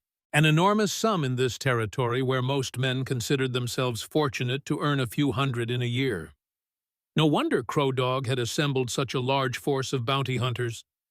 "Look," Gideon said, trying to keep his voice calm and reasonable. "Whatever you've heard isn't the whole story. I'm trying to help prevent a war, not start one." Jake had brought the satchel to Silas, who was now examining its contents with interest. "Maps," he confirmed. "Railroad survey maps." He looked up at Gideon with newfound curiosity.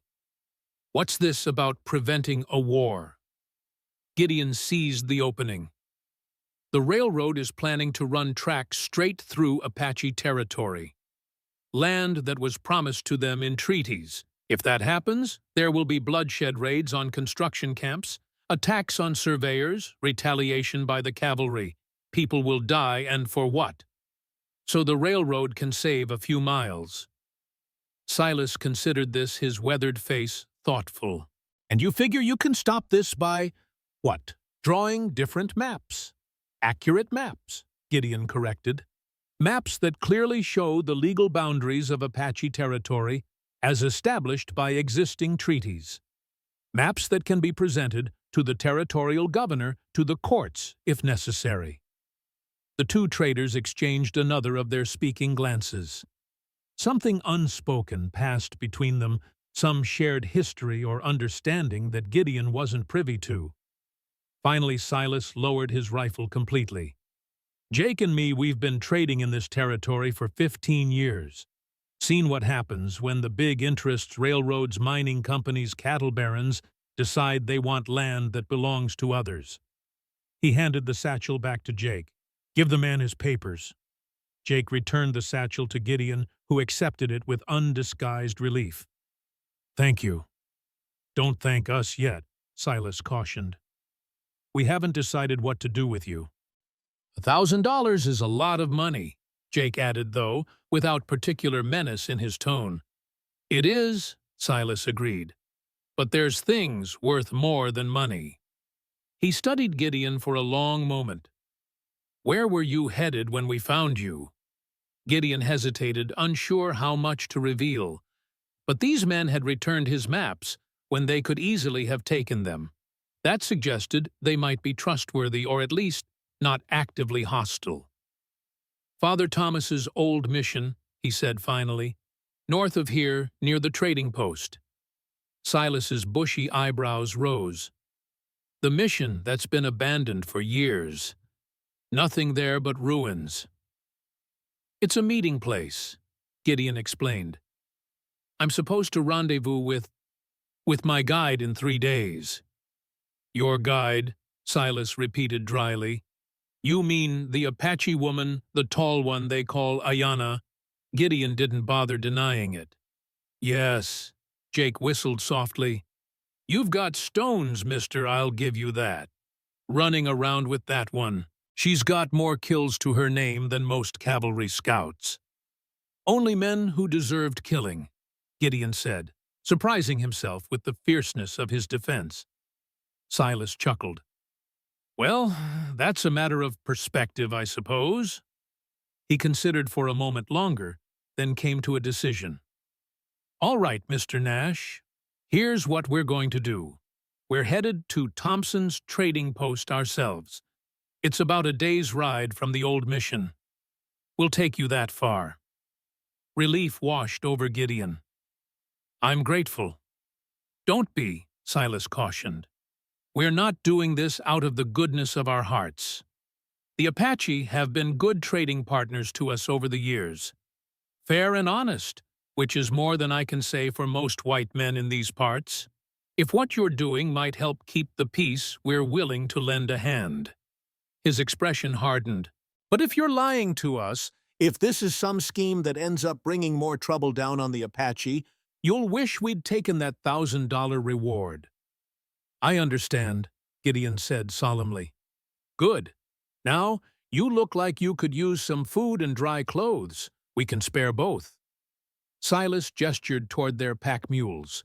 "But we're leaving in 10 minutes with or without you. Best hurry." As they traveled, Gideon learned more about his unexpected allies. Silas Drummond and Jake Holcomb had been trading partners for over a decade, running a route that took them from Tucson to Fort Apache, to Thompson's trading post and back again. They carried goods to isolated settlements and trading posts and transported furs, crafts, and other goods back to the larger towns where they could fetch better prices. Unlike many traders, they dealt fairly with the Apache and other tribes, establishing relationships built on mutual respect rather than exploitation. This had earned them safe passage through territories that were deadly to most white travelers. "The trick is simple," Silas explained as they rode. "Treat people, not like savages or obstacles. Trade fair. Don't get involved in their internal affairs. And never, ever break your word." "The Apache have a saying," Jake added. "A man whose tongue is split like a snake's cannot be trusted. They'd rather deal with an honest enemy than a dishonest friend." By midday, they had covered considerable ground, following established trails that Gideon, for all his surveying experience, would never have discovered on his own. The traders shared their food, jerky hardtack, and dried fruit, and filled Gideon in on news from the wider territory. Most concerning was the report that Captain Reynolds had received reinforcements from Fort Apache, a full detachment of cavalry soldiers with orders to capture or kill the Apache renegade who had murdered his brother. The captain had also authorized civilian bounty hunters to assist in the search, offering territorial scrip as payment for information or capture. "Territory's crawling with men looking to cash in," Jake said grimly. "Every drifter and gun hand from here to Tucson is hoping to be the one who brings in the tall Apache woman." "And me," Gideon added. Silas nodded. "Though you're worth less, 500 to her 1,000. Despite the dire news, Gideon found his spirits lifting as they traveled. He was no longer alone, no longer completely vulnerable. He had allies, however temporary, and a clear path to the rendezvous point. If Ayanna had successfully evaded her pursuers, they might yet continue their mission. The thought of seeing her again filled him with an anticipation he was reluctant to examine too closely. In the short time he had known her, Ayanna had upended everything he thought he understood about himself and his place in the world. She had awakened something in him, a capacity for courage, for decisive action, for what? He wasn't sure he had a name for it yet. As the afternoon waned, Silas called a halt near a small spring that bubbled up from between rocks at the base of a cliff. "We'll rest the mules and refill our water skins," he announced. "Should reach Thompson's by tomorrow afternoon, if we make good time." While Jake tended to the animals, Silas took Gideon aside. "There's something you should know," he said, his voice low. "Thompson's trading post isn't just a trading post anymore. The railroad has established a presence there. They're using it as a base for survey operations in this region." Gideon's heart sank. "The Western Pacific," Silas nodded. "Your former employers. They've got men there, including some who might recognize you on sight." "I can't go there then," Gideon said, mind racing. "They'll arrest me on the spot." "Probably," Silas agreed. "But Thompson's sits at a crossroads. There's no way to reach the old mission without passing near it." He stroked his beard thoughtfully. Unless what? "There's an old Apache trail that skirts the trading post to the west. Runs through rough country not suitable for wagons or even mules in some stretches. But a man on foot could navigate it." "You know this trail?" Gideon asked hopefully. Silas shook his head. "Not well enough to guide you, but—" He hesitated, then continued. "Jake does. His mother was Chiricahua Apache. He grew up in these mountains before his father took him east for schooling." Gideon looked over at Jake with new understanding. The stocky trader's weather-beaten features did indeed suggest mixed heritage, though Gideon had not recognized it before. "Will he help me?" "That's for Jake to decide," Silas said. "I won't speak for him in this." He raised his voice. "Jake, come over here a minute." When Jake joined them, Silas explained the situation. The stocky trader listened without interruption, his expression giving nothing away. "So, you're asking me to guide him past Thompson's using the old deer trail," he summarized when Silas had finished. "The one my grandfather showed me."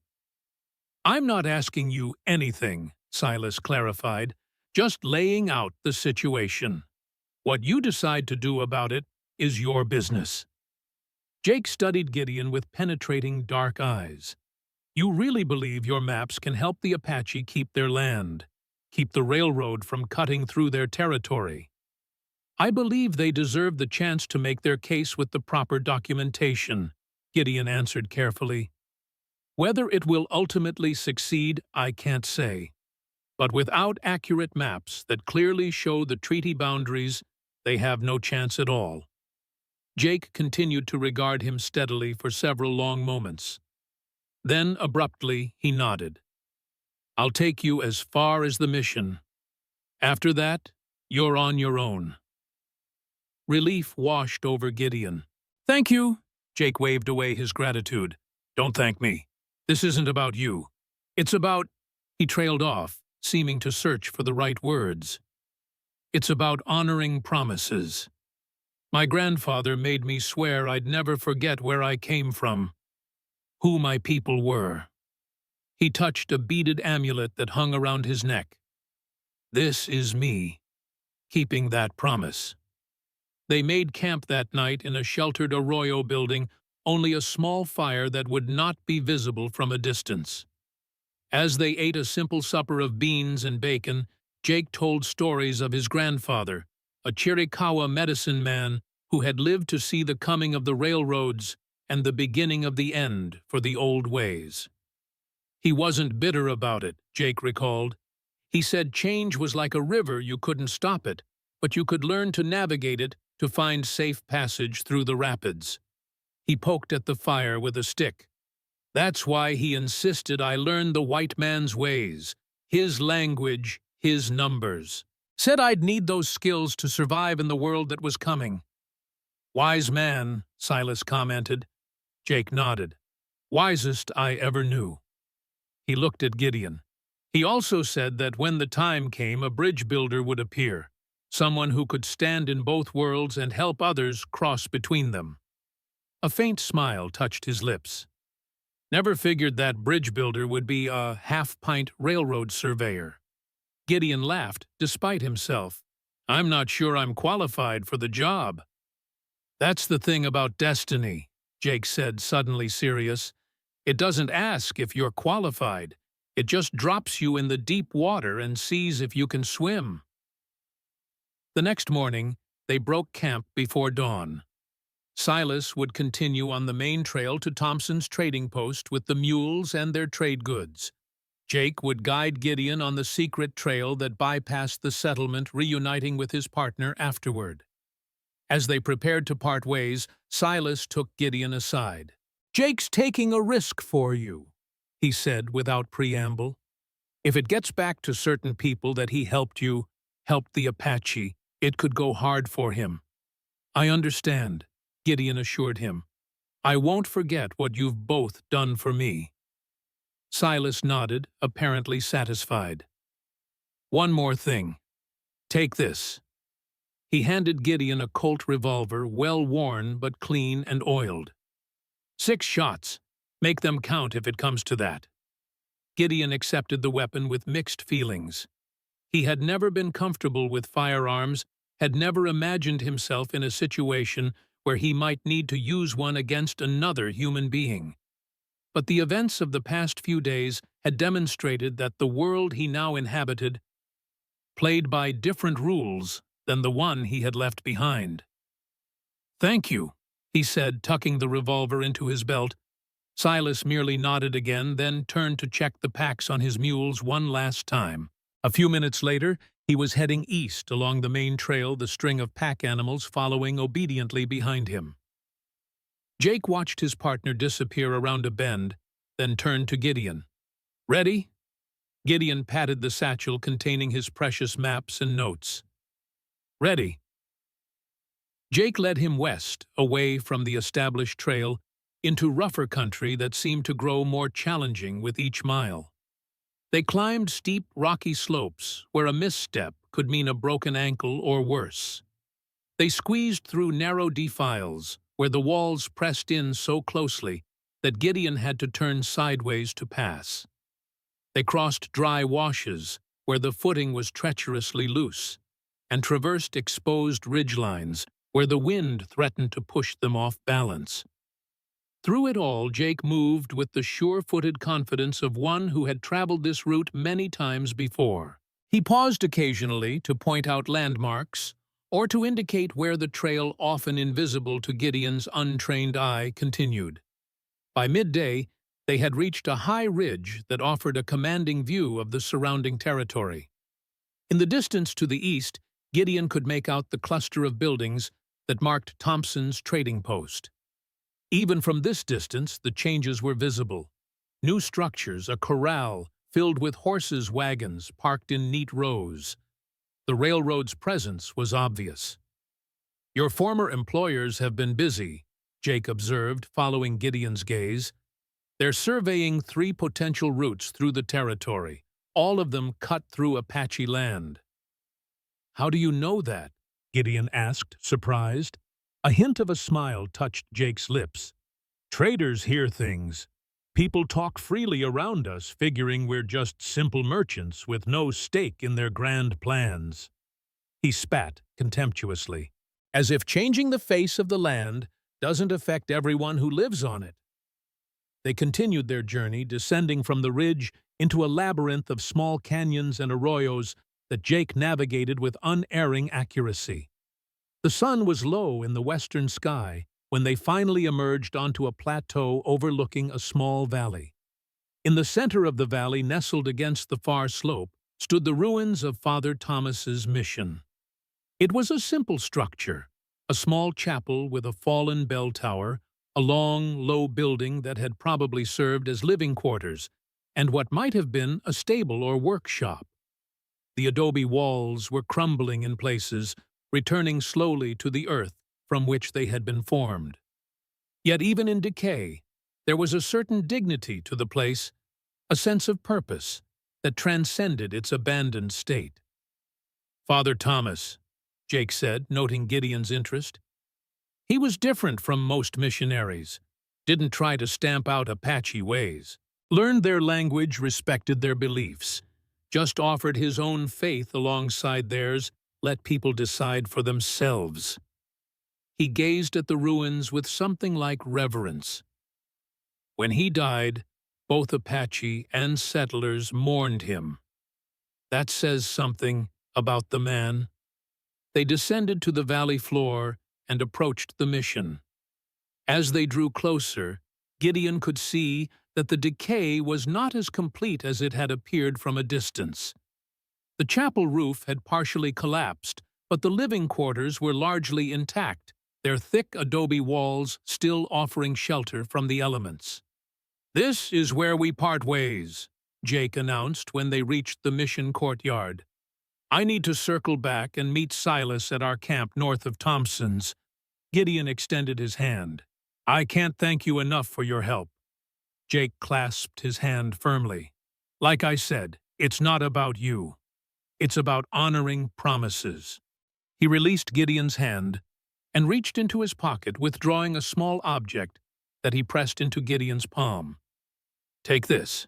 It belonged to my grandfather."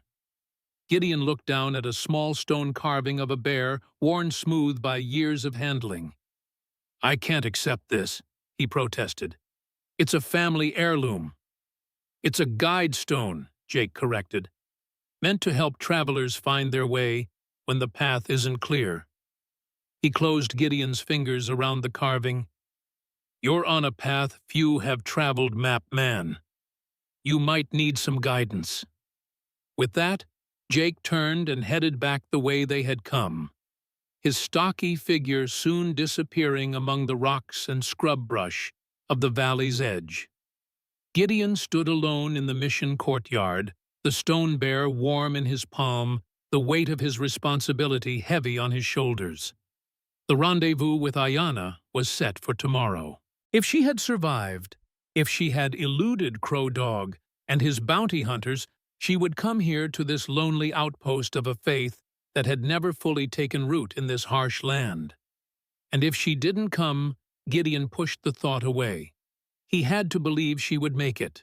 The alternative was too painful to contemplate. He explored the mission buildings, finding the living quarters in better condition than he had expected. One room in particular, perhaps Father Thomas's study, still contained a simple wooden table and chair, along with empty bookshelves built into the adobe walls. It would serve as an adequate workspace if when Ayanna arrived. In another room, he discovered a small cache of supplies, canned goods, dried beans, coffee, and other staples apparently left by previous visitors. There was even a tin of matches, enabling him to light the stub of a candle he found on a windowsill. By the flickering candlelight, Gideon spread his maps and notes on the wooden table. Despite the dampness they had endured, the documents were still legible. He spent the evening organizing them, refreshing his memory of the boundary points they had already documented, and planning the work that remained to be done. Night fell, bringing with it the profound silence of the desert. Gideon found a relatively clean corner in one of the rooms, spread his bedroll, and lay down to rest. But sleep proved elusive. His mind kept returning to Ayanna, her fierce courage, her unwavering dedication to her people, the surprising gentleness of her hands as she tended his injuries. And underneath those thoughts ran a current of fear. What if she didn't come? What if Crow Dog had captured her? What if she lay dead somewhere in the wilderness, her life sacrificed to protect his? The questions chased each other through his mind until exhaustion finally claimed him, pulling him down into a restless sleep, haunted by dreams of pursuit, of running without escape, of reaching for a hand that remained always just beyond his grasp. He awoke with a start, disoriented in the pre-dawn darkness. Something had disturbed his sleep, a sound, a presence. He lay perfectly still, listening intently. There, a soft scraping from the courtyard, the faint creak of a door hinge. Someone was in the mission. Silently, Gideon reached for the revolver Silas had given him. His hand closed around the grip, his thumb finding the hammer. Whoever was out there, they had made a serious mistake if they thought to take him by surprise. A shadow appeared in the doorway of his room, tall, broad-shouldered, unmistakably human. Gideon raised the revolver, his finger tensing on the trigger. "Is that how you greet all your friends, Map Man?" a familiar voice asked Rich with amusement, despite its obvious weariness. "Or only those who trek across half the territory to find you?" The revolver nearly slipped from Gideon's suddenly nerveless fingers. "Ayanna." She stepped further into the room, her form gradually becoming visible in the faint light that preceded dawn. She was thinner than when he had last seen her, her buckskin clothing torn and stained with what might have been blood. But she was alive, and apparently uninjured. "You made it," Gideon said, relief washing over him in a wave so powerful it left him lightheaded. "I was afraid. That crow dog caught me." She made a dismissive sound.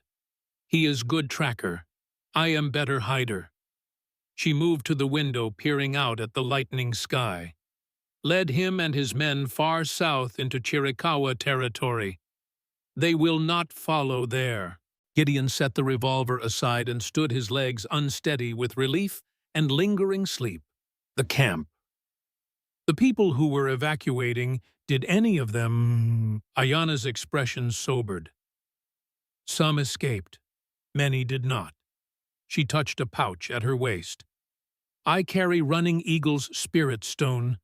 Will return to his people when safe." "I'm sorry," Gideon said inadequately. "He seemed like a good man." "The best of men," Ayanna agreed quietly. "He saw a future clearly. Knew Apache must adapt or vanish." She turned from the window to face Gideon directly. "Now his vision rests with us, with map we make." Despite her obvious exhaustion, there was an implacable determination in her voice, a sense of purpose that transcended physical limitations. Gideon was reminded again of why he had chosen to follow this remarkable woman, to join his fate to hers, and to the cause she championed. "Then we'd better get to work," he said, gesturing toward the table where his maps and notes were spread out. "We have a lot of ground to cover."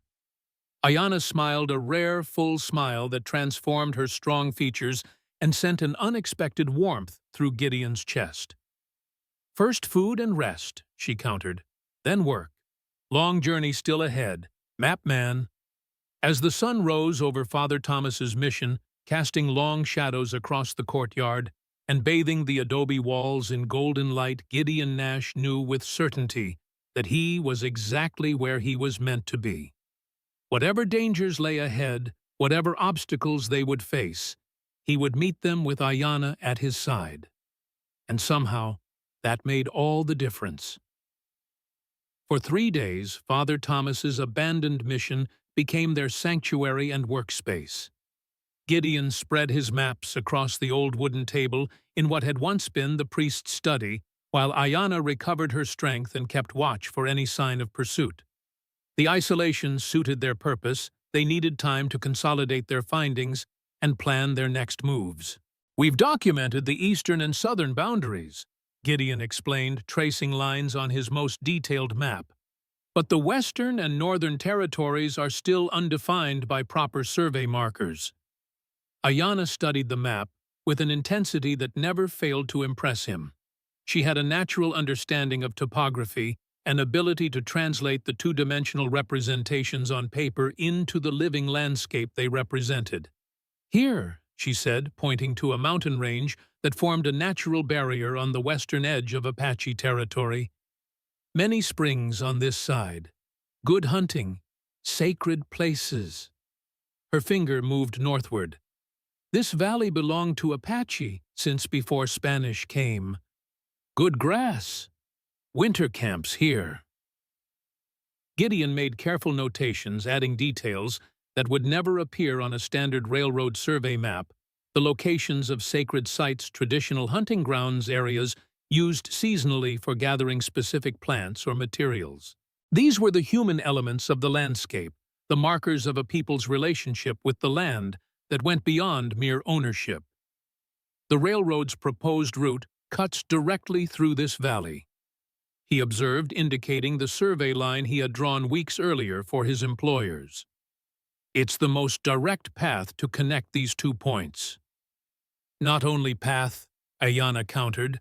She studied the map for a moment, then traced an alternative route that curved south before turning northwest again. Longer, but easier to build. Less mountains, less water to cross. Gideon considered her suggestion with growing excitement. She was right. The alternate route, while adding perhaps 20 miles to the overall distance, would avoid several challenging mountain passes and river crossings. From an engineering perspective, it might actually be preferable, potentially saving construction costs despite the additional length. This could work, he said quickly, calculating distances and grades in his head. If we can show that this alternate route is viable, maybe even superior, we strengthen your people's case for protecting their traditional lands. Ayana nodded, a rare smile briefly illuminating her features. 2 paths to same place. One destroys. One preserves.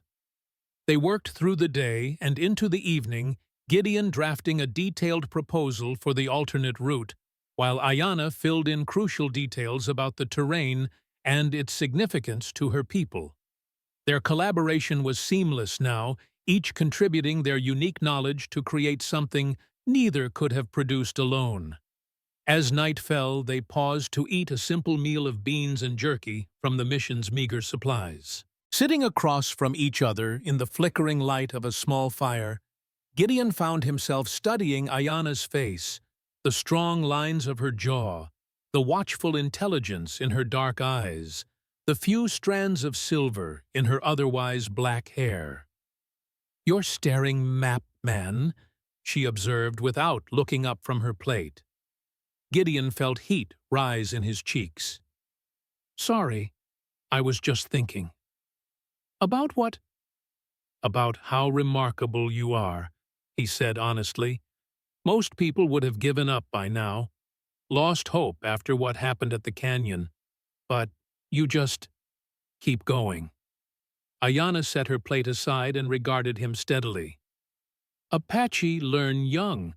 World does not care about your hope, your pain. It continues. So must you. Is that all it is?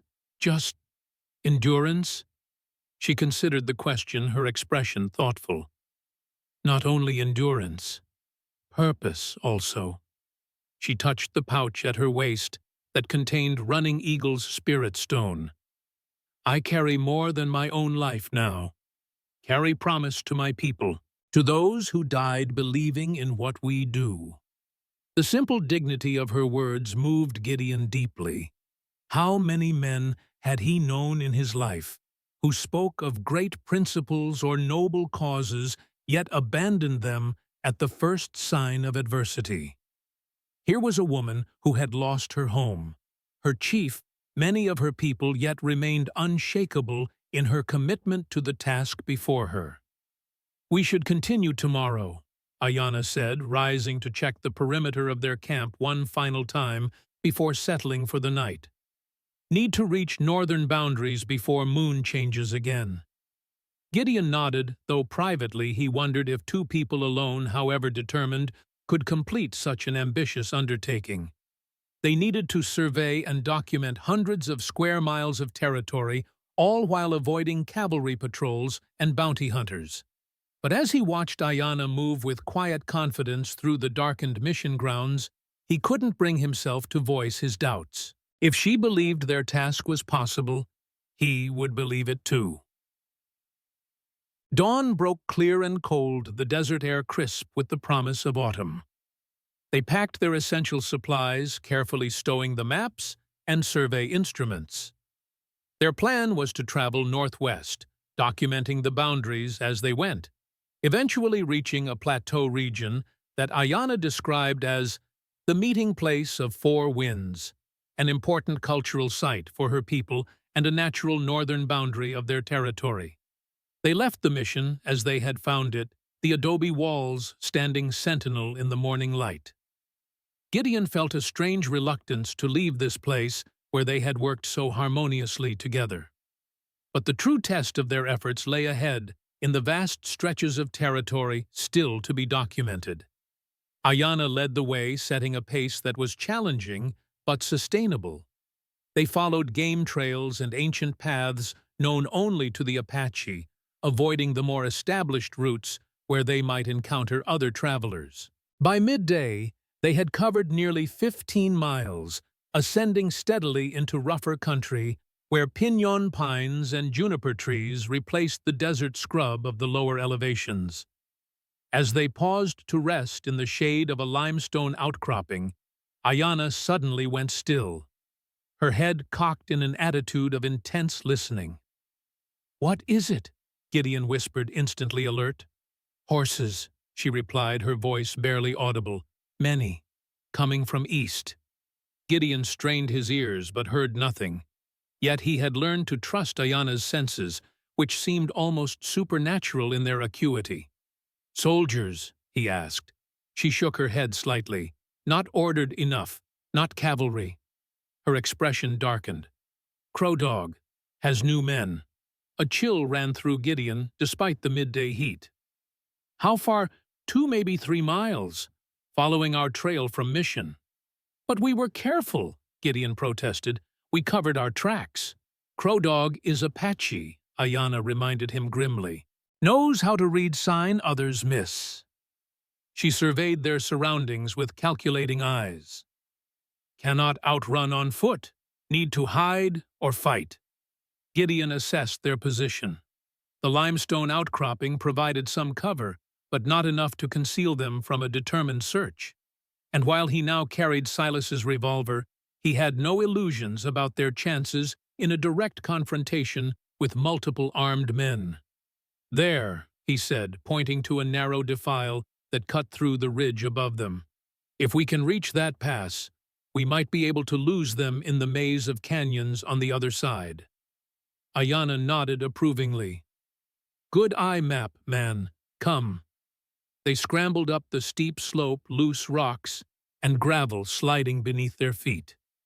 The defile was further than it had appeared, and by the time they reached it, Gideon could hear what Ayana had detected minutes earlier, the distant sound of horses approaching.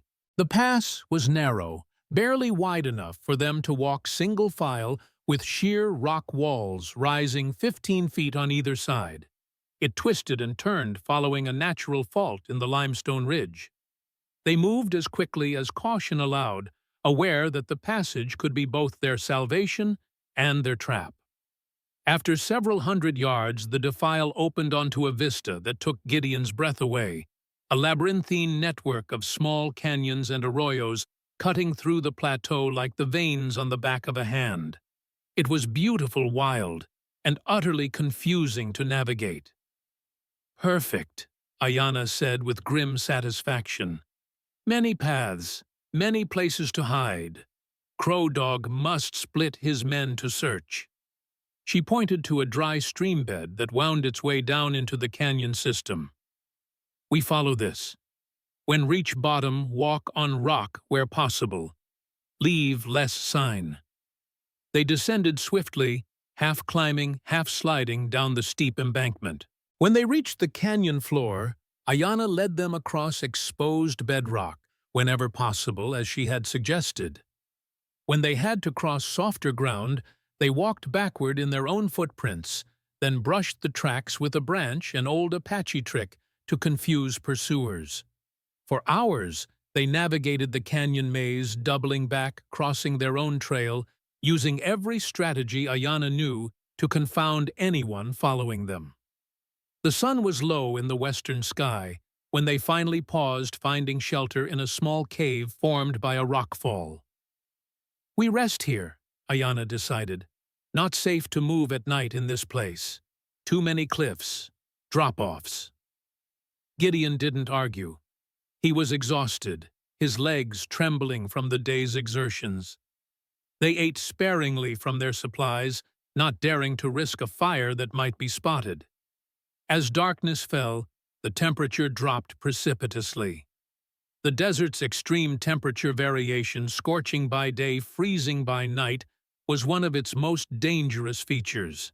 Gideon huddled in his coat, trying to suppress the shivers that racked his frame.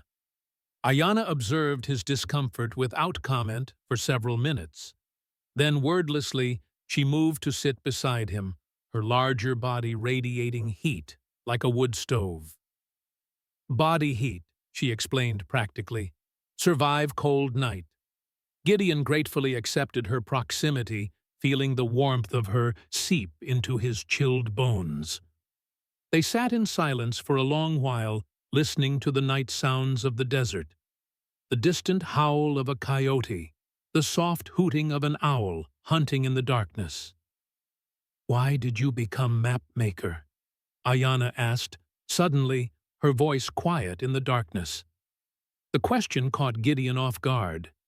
In all their time together, they had rarely spoken of personal matters. Their conversations had centered on their mission, on the practical tasks before them. "My mother taught me," he said after a moment. "She was a schoolteacher, but she loved geography, had maps on every wall of our home." He smiled at the memory. "She showed me how maps tell stories about the land, about the people who live on it, about history and possibility." "Good mother," Ayanna observed. "The best," Gideon agreed. "After she died, influenza took her when I was 16. Making maps was how I felt close to her, like I was continuing her work somehow. And railroad, why work for them?" Gideon sighed. Needed employment, and the railroad was the future, or so everyone said.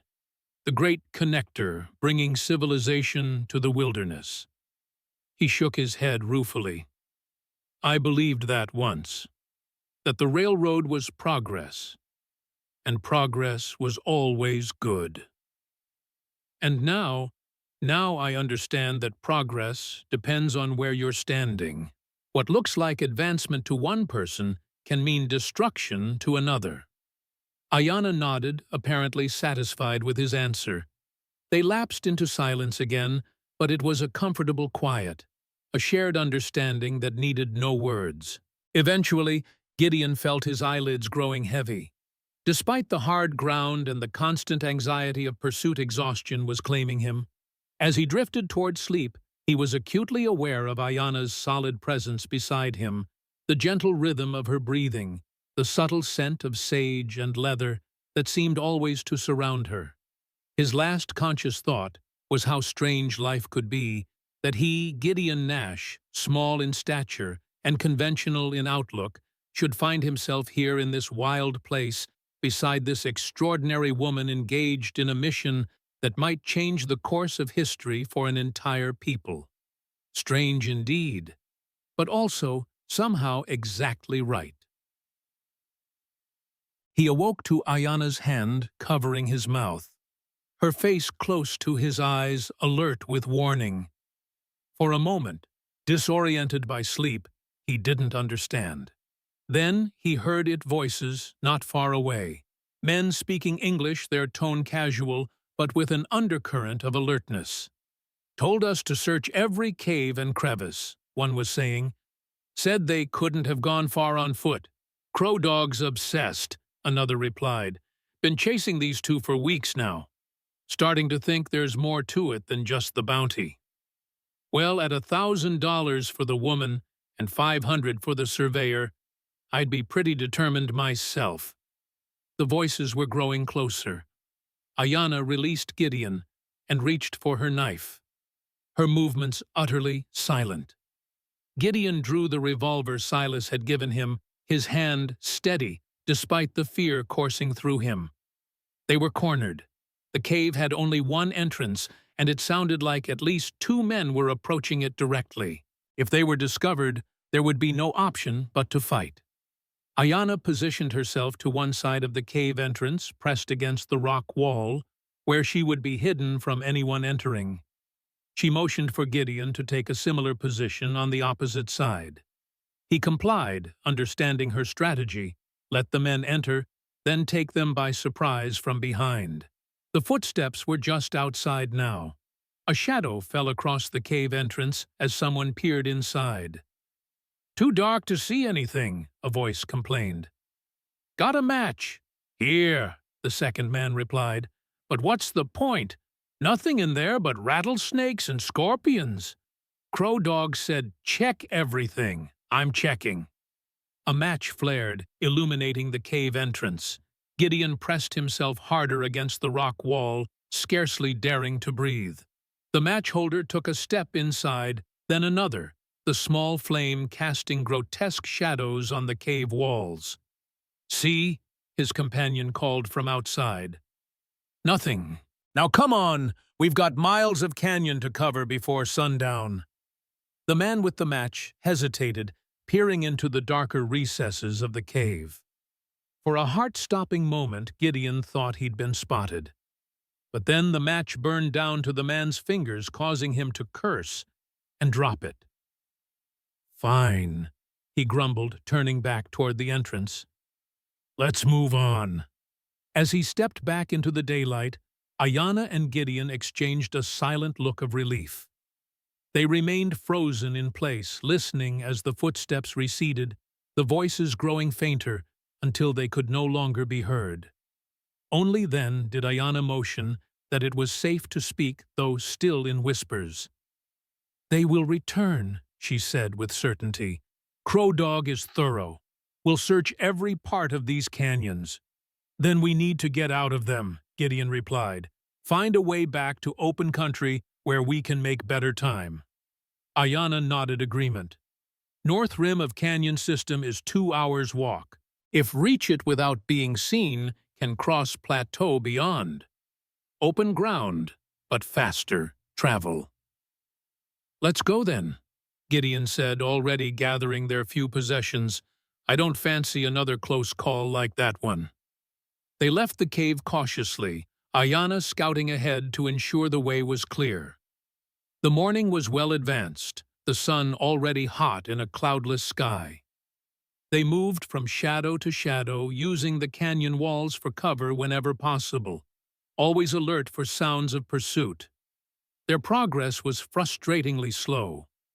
What might have been a direct 2-hour hike became a 4-hour ordeal of detours, backtracking, and tense waiting as they avoided Crow Dog's searchers.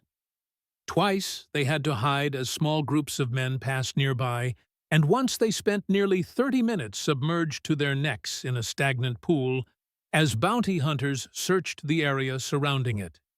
It was mid-afternoon when they finally reached the northern rim of the canyon system. Before them stretched a vast plateau, largely flat, but dotted with occasional buttes and rock formations. It offered little cover, but also the promise of rapid travel toward their destination. "We wait for dusk," Ayanna decided. "Cross open ground in darkness." Gideon agreed with her assessment. Crossing the exposed plateau in broad daylight would be asking for trouble.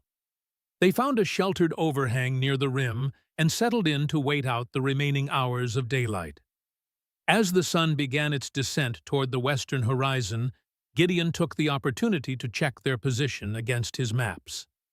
By his calculation, they were still 2 days' journey from the meeting place of 4 winds that marked the northern boundary of Apache territory. "If we maintain a good pace, we could reach it by sunset the day after tomorrow," he told Ayanna. "Assuming no more delays." She nodded, but her expression was troubled. "Something not right," she said, gazing out across the plateau. "Too quiet. No birds. No animals." Gideon hadn't noticed the absence of wildlife, but now that she mentioned it, the silence did seem unnatural. Even in the desert, there was usually some sign of life. Birds of prey circling overhead, small creatures scurrying among the rocks, insects buzzing in the heat. "What does it mean?" he asked. "Means something has scared away normal creatures," Ayanna replied grimly. "Something that does not belong here." As if in confirmation of her words, a distant sound reached them, the unmistakable report of a rifle followed by several more shots in quick succession. "Gunfire," Gideon said unnecessarily. But who would be shooting out here? Ayana's face was grim. Hunters, not hunting animals. The implication was clear. Crow Dog's men had found something or someone to shoot at. But who? There were no settlements in this region, no travelers likely to be crossing this remote plateau. Unless, could it be other Apache? Gideon asked. Survivors from the canyon attack. Possible, Ayana conceded. Some escaped, might have come this way toward northern hunting grounds. The gunfire continued sporadically, coming from somewhere to the northeast of their position. Ayana's expression grew increasingly troubled as she listened. We should continue west, Gideon suggested. Stay well clear of whatever's happening out there. Ayana shook her head slowly. Cannot. She turned to face him directly. If my people are in danger, must help them. Gideon had expected this response, though he had hoped otherwise. Ayana, think about what we're carrying, he pleaded, gesturing to his satchel of maps. This is bigger than just us now. If we're captured or killed, all our work is lost. Running Eagle's vision dies with us. It was a compelling argument, and he could see her wrestling with it. The responsibility they had assumed to create a document that might save Apache lands from appropriation weighed heavily against the immediate need to help those who might be under attack. Must at least see, she finally decided. Learn who fights, then decide. Gideon knew better than to argue further. When Ayana's mind was set, she was immovable as the mountains themselves. All right, he conceded, but we observe only, from a safe distance. As the light began to fade from the sky, they left their shelter and moved cautiously onto the plateau. Rather than heading directly toward the gunfire, Ayana led them in a wide arc that would bring them to an elevated position overlooking the area where the shots had originated. The plateau was not as featureless as it had appeared from a distance.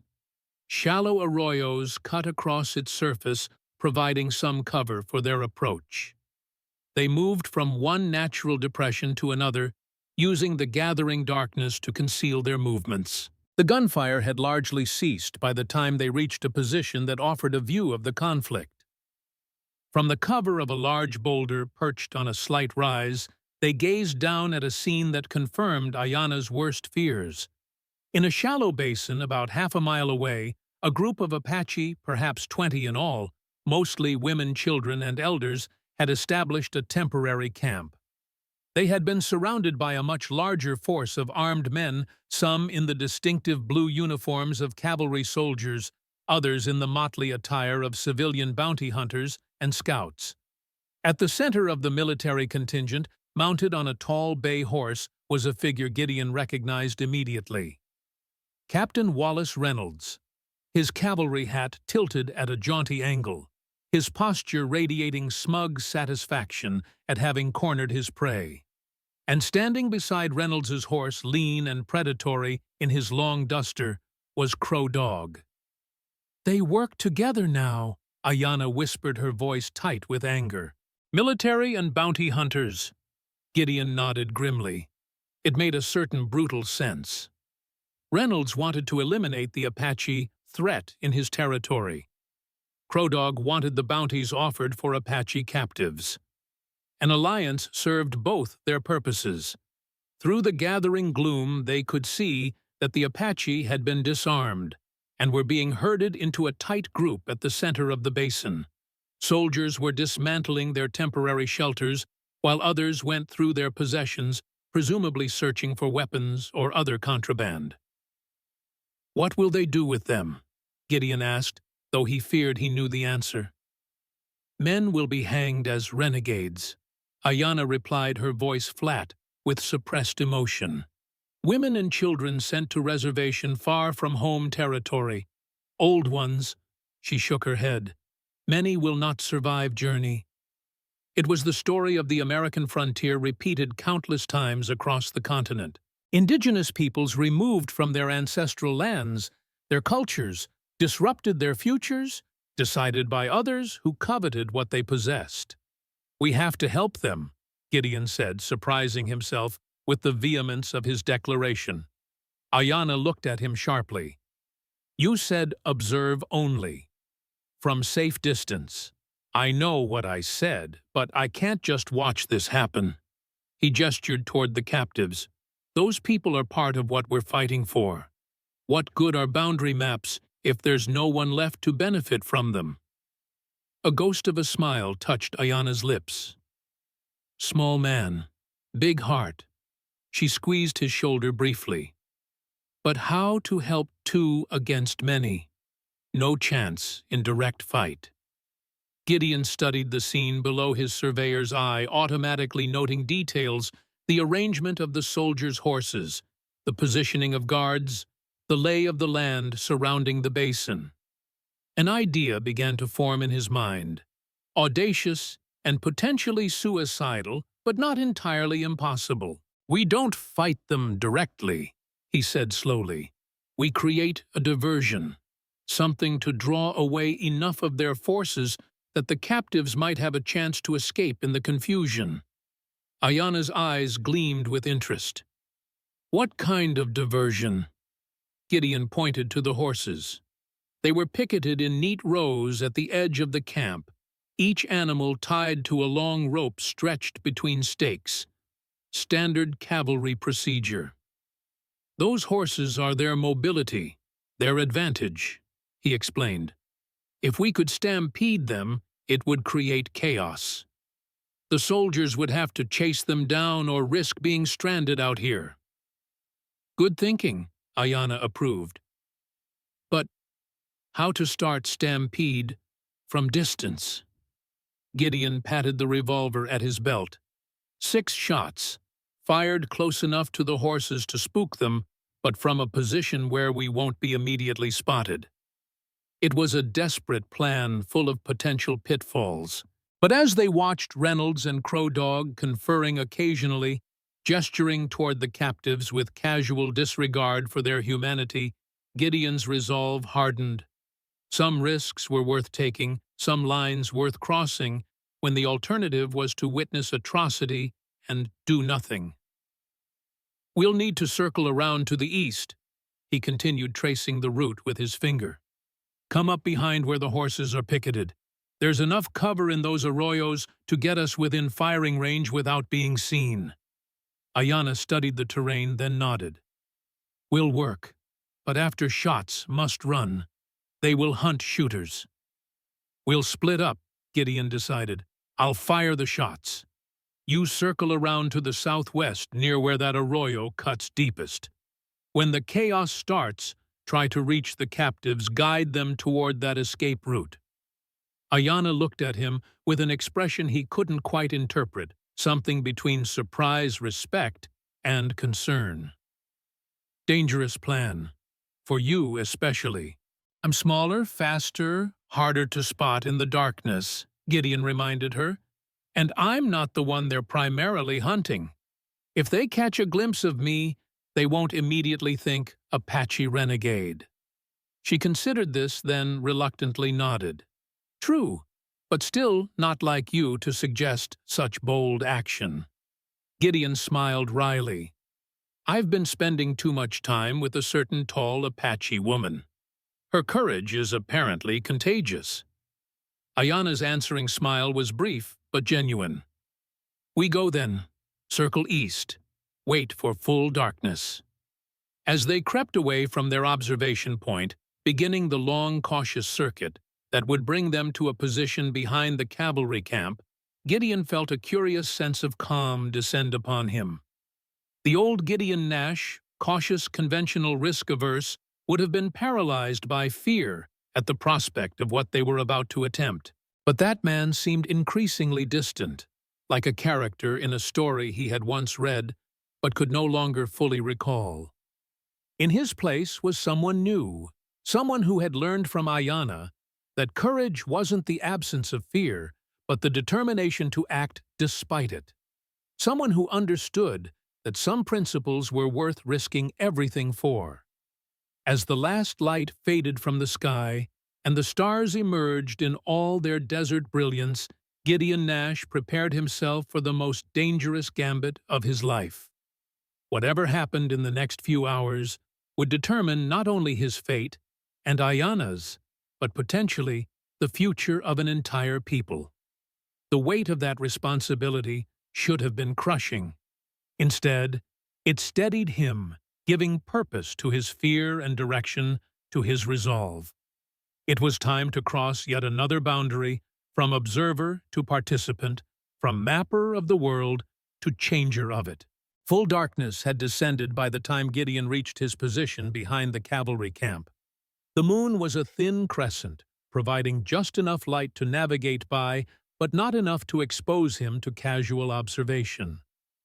From his vantage point in a shallow arroyo, he could see the picketed horses, perhaps 30 animals in all their forms ghostly in the dim light. Soldiers moved about the camp, their figures backlit by several small fires. The captive Apache had been corralled in an area at the center, surrounded by armed guards. Gideon couldn't see Ayana, but he trusted she had reached her position on the opposite side of the camp. They had synchronized their timepieces, his pocket watch, and her innate sense of the night's progression, and agreed that he would fire the first shot precisely at midnight. By his calculation, that was still 20 minutes away. He used the time to calm his breathing and steady his hands. The revolver Silas had given him was a reliable weapon, but Gideon had never been more than a passable shot. At this distance, about 60 yards, he would need all his concentration to place the bullets close enough to the horses to startle them without actually hitting any of the animals. As the minutes ticked by, Gideon observed the camp's routine. Guards changed positions every half hour. A sentry patrol circled the perimeter at irregular intervals. Most of the soldiers had settled by the fires, eating their evening meal or cleaning their weapons. There was an air of relaxed confidence about them, the confidence of men who believed they had won the day and faced no further threat. Captain Reynolds and Crow Dog sat somewhat apart from the others, deep in conversation over what appeared to be maps spread on a small folding table. The sight sent a chill through Gideon. Were those his maps? Had they somehow recovered his satchel? But no, he could feel the reassuring weight of it still strapped across his chest. Whatever they were studying, it wasn't his work. As midnight approached, Gideon removed the revolver from his belt and checked it one final time. 6 shots. 6 chances to create enough chaos to give the captives a fighting chance at freedom. He took a deep breath, steadied his aim on a point just above the horses' heads, and squeezed the trigger. The report was deafening in the night's quiet.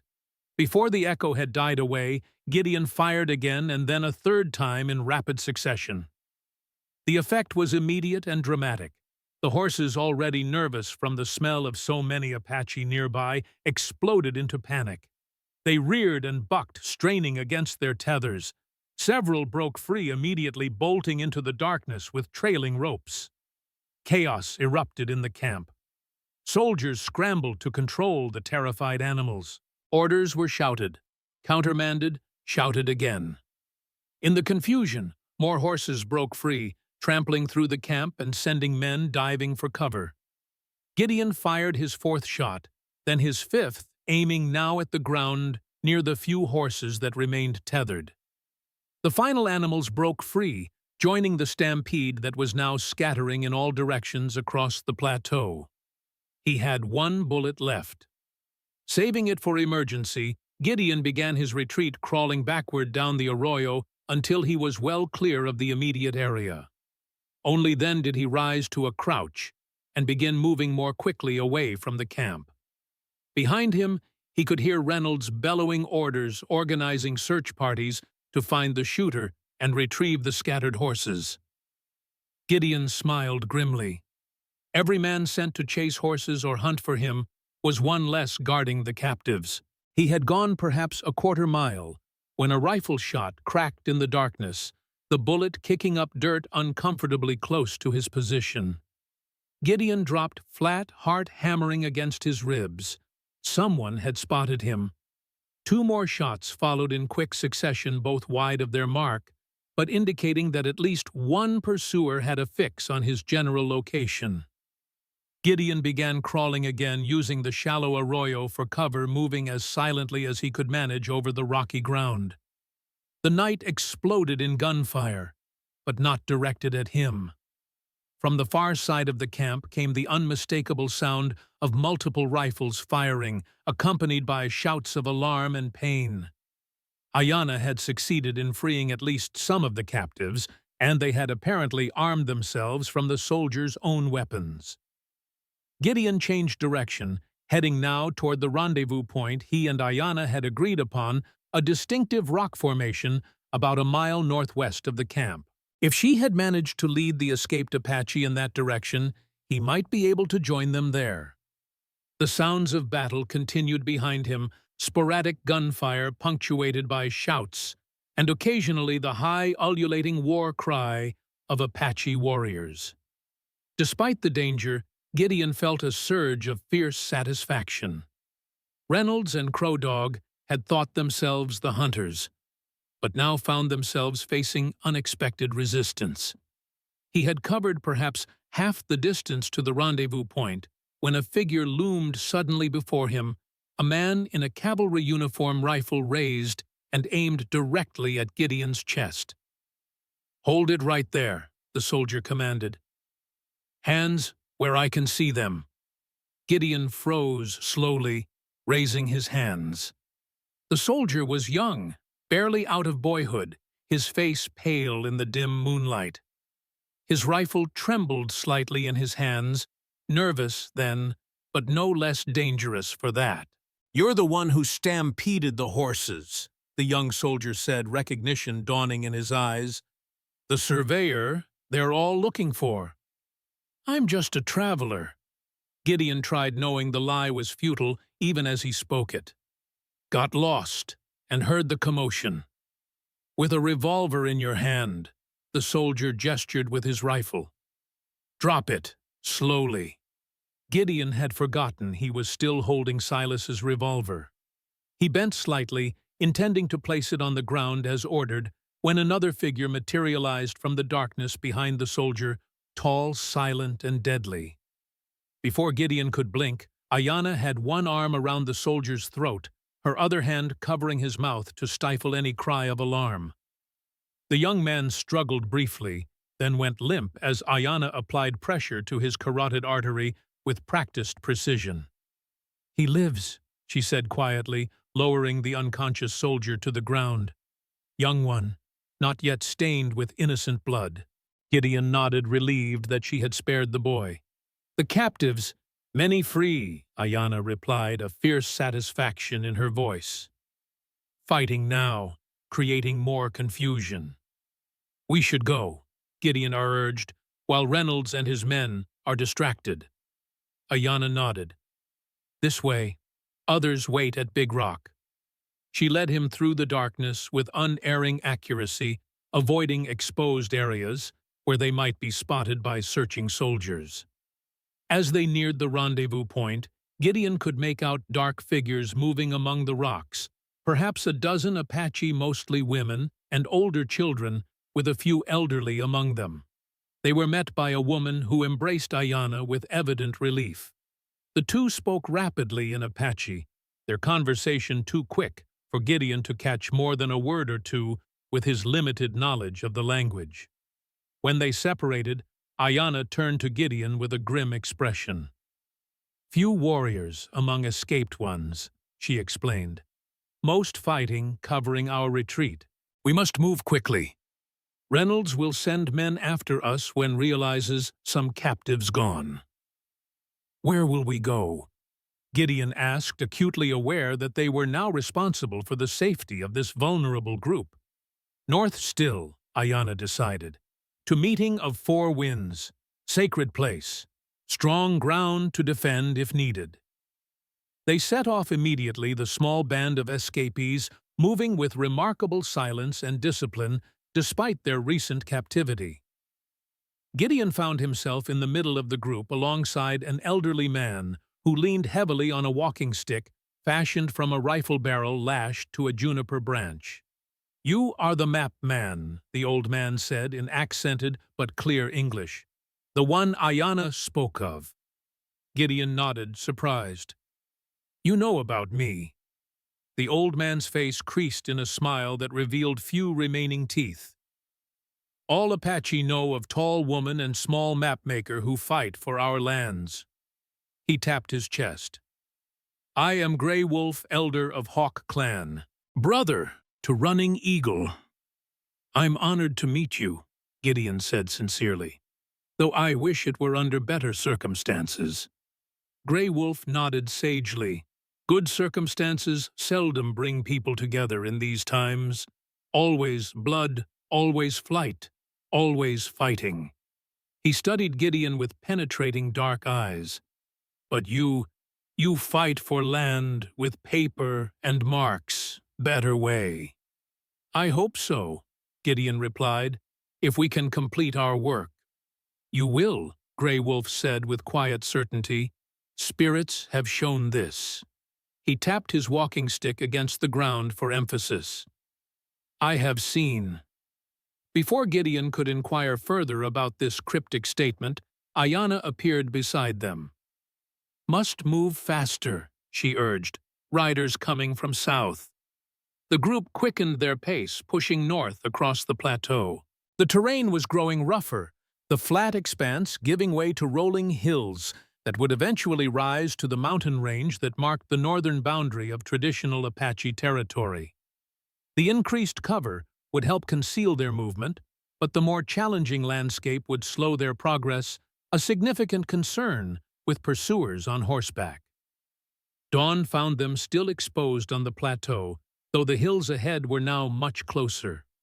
Ayanna called a brief halt, allowing the elderly and the youngest children to rest, while she and several of the more able-bodied scouted their back trail.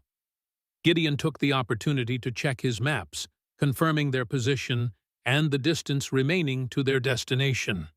By his calculation, they were still a full day's journey from the meeting of four winds, even at an optimal pace.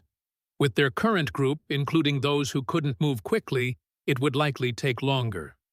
Ayanna returned with troubling news. "Riders following.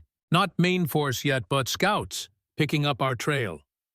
"How much time do we have?" Gideon asked. She gazed back the way they had come, her expression calculating. "Few hours at most. They move carefully but steadily." It wasn't enough time to reach the safety of the northern mountains. They needed another solution, a way to slow their pursuers or throw them off the trail entirely. Grey Wolf, who had been listening nearby, spoke up. "There is another way." He pointed to the northwest, where a line of cliffs was just visible in the distance. "Old cave system there. Many passages. Good place to hide." Ayanna considered this. "How far?" 3 hours' walk for young legs," Grey Wolf replied. "Longer for old ones like mine." It was their best option, perhaps their only one. The caves would provide shelter and defensible positions if it came to a fight. Ayanna quickly reorganized their group, placing the strongest adults with the weakest members to help them maintain the pace. They set off again, angling northwest toward the distant cliffs. The sun climbed higher in the sky, beating down on the exposed plateau with merciless intensity. Water was rationed carefully from the few canteens and skins as they possessed. Despite the heat and the urgency of their flight, the Apache maintained a steady pace, their endurance a testament to generations of life in this harsh environment. Gideon stayed beside Grey Wolf, occasionally offering his arm for support when the terrain grew particularly challenging. The old man accepted this assistance without comment or apparent embarrassment, conserving his strength for the journey ahead. "You are not what I expected," Grey Wolf observed during one of their brief rest stops.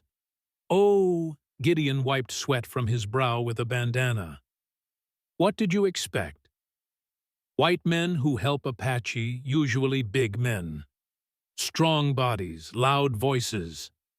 The elder studied Gideon with those penetrating eyes. You are quiet, small but strong here. He tapped his head, then his chest. Good strength, lasting, kind. Coming from anyone else, the comments about his size might have rankled. But from Grey Wolf, they held no mockery, only honest observation and what sounded like approval. Your granddaughter is the truly strong one, Gideon replied. I've never met anyone like her. Grey Wolf's eyes widened slightly. Ayanna told you she is my granddaughter. No, Gideon admitted, realizing he had made an assumption. I just thought, the way she greeted you, the old man chuckled. Not granddaughter. Granddaughter of my wife's sister. But yes, in Apache way, she is family. His expression grew more serious. Her parents died when she was small, killed by soldiers who said they were hostile, dangerous. He shook his head sadly. They were healers, gathering plants for medicine. The casual cruelty of it struck Gideon anew, though he had heard similar stories before. The systematic destruction of Apache life and culture often justified by false claims of hostility or resistance. I'm sorry, he said inadequately. Grey Wolf acknowledged this with a slight nod. Ayanna grew strong from pain, tall like her father, wise like her mother, but also angry. He looked at Gideon directly. Until she met you, now I see change in her eyes. New purpose, not just anger. Before Gideon could respond to this unexpected observation, Ayanna appeared, signaling that it was time to continue their journey. The old man rose with surprising agility, and they rejoined the main group as it moved steadily northwest. By mid-afternoon, they had reached the base of the cliffs. Up close, they were more impressive than they had appeared from a distance. Sheer faces of red sandstone rising nearly 100 feet, eroded by wind and water into fantastic shapes. At their base, partially hidden by fallen boulders and scrub growth, was the entrance to the cave system Grey Wolf had described. It was not a single large opening, but rather a series of smaller entrances, some barely large enough for a person to crawl through. Grey Wolf directed them to one of the larger openings, which led into a passage wide enough for 2 people to walk abreast. Many rooms inside, he explained as they entered the cool darkness. Some with water, some with old paintings from before time, all connected, but easy to become lost if you don't know the way. That quality, the labyrinthine nature of the cave system, was exactly what they needed. Pursuers would be at a significant disadvantage in unfamiliar caves, especially if the Apache concealed their trail near the entrance. As Grey Wolf had promised, the main passage soon opened into a large chamber with a small spring seeping from one wall, forming a shallow pool, before disappearing again into the rock. The water was cold and sweet, a blessing after their journey across the sun-baked plateau. While the rest of the group settled in this chamber, Ayanna organized scouting parties to explore other passages and keep watch near the various entrances. Gideon volunteered to help, but she shook her head. You have different tasks, she said, gesturing to his satchel. Continue our work. Maps must be finished. She was right, of course. The immediate crisis of their flight had temporarily overshadowed their larger mission, but it remained vitally important. If they could complete the detailed boundary maps, future generations of Apache might be spared the very kind of displacement they were currently experiencing. Gideon found a relatively flat stone that would serve as a makeshift desk and spread out his materials. Working by the light of a small fire, he began consolidating his notes and measurements from their journey thus far, integrating them with the information Ayanna had provided about traditional Apache boundaries. He was so absorbed in his work that he didn't immediately notice Grey Wolf sitting nearby, watching him with interest. When he finally looked up, the old man nodded approvingly. "Good to see young hands making marks that will outlast old bones," he said. "What do your marks show?" Gideon explained the maps he was creating, the precise documentation of Apache territorial boundaries based on natural landmarks, traditional usage, and the provisions of existing treaties. He showed how he was also developing the alternative railroad route that would bypass the most sensitive areas while still meeting the railroad's engineering requirements. Grey Wolf listened attentively occasionally, asking surprisingly astute questions about surveying techniques or legal precedents. For a man who had likely never received formal education in Western terms, his grasp of the complex issues was remarkable. "Your marks have power," he said when Gideon had finished his explanation. "White man's magic. They respect what is written more than what is spoken." He touched the nearly completed map with a gnarled finger. "This might save more lives than many warriors." The old man's words reinforced Gideon's sense of purpose. This wasn't just an academic exercise or a professional challenge. It was perhaps the most important work he would ever do, a chance to use his skills to protect a people who had been repeatedly betrayed by those in power. As night fell, Ayanna returned from her scouting. Her expression was grim.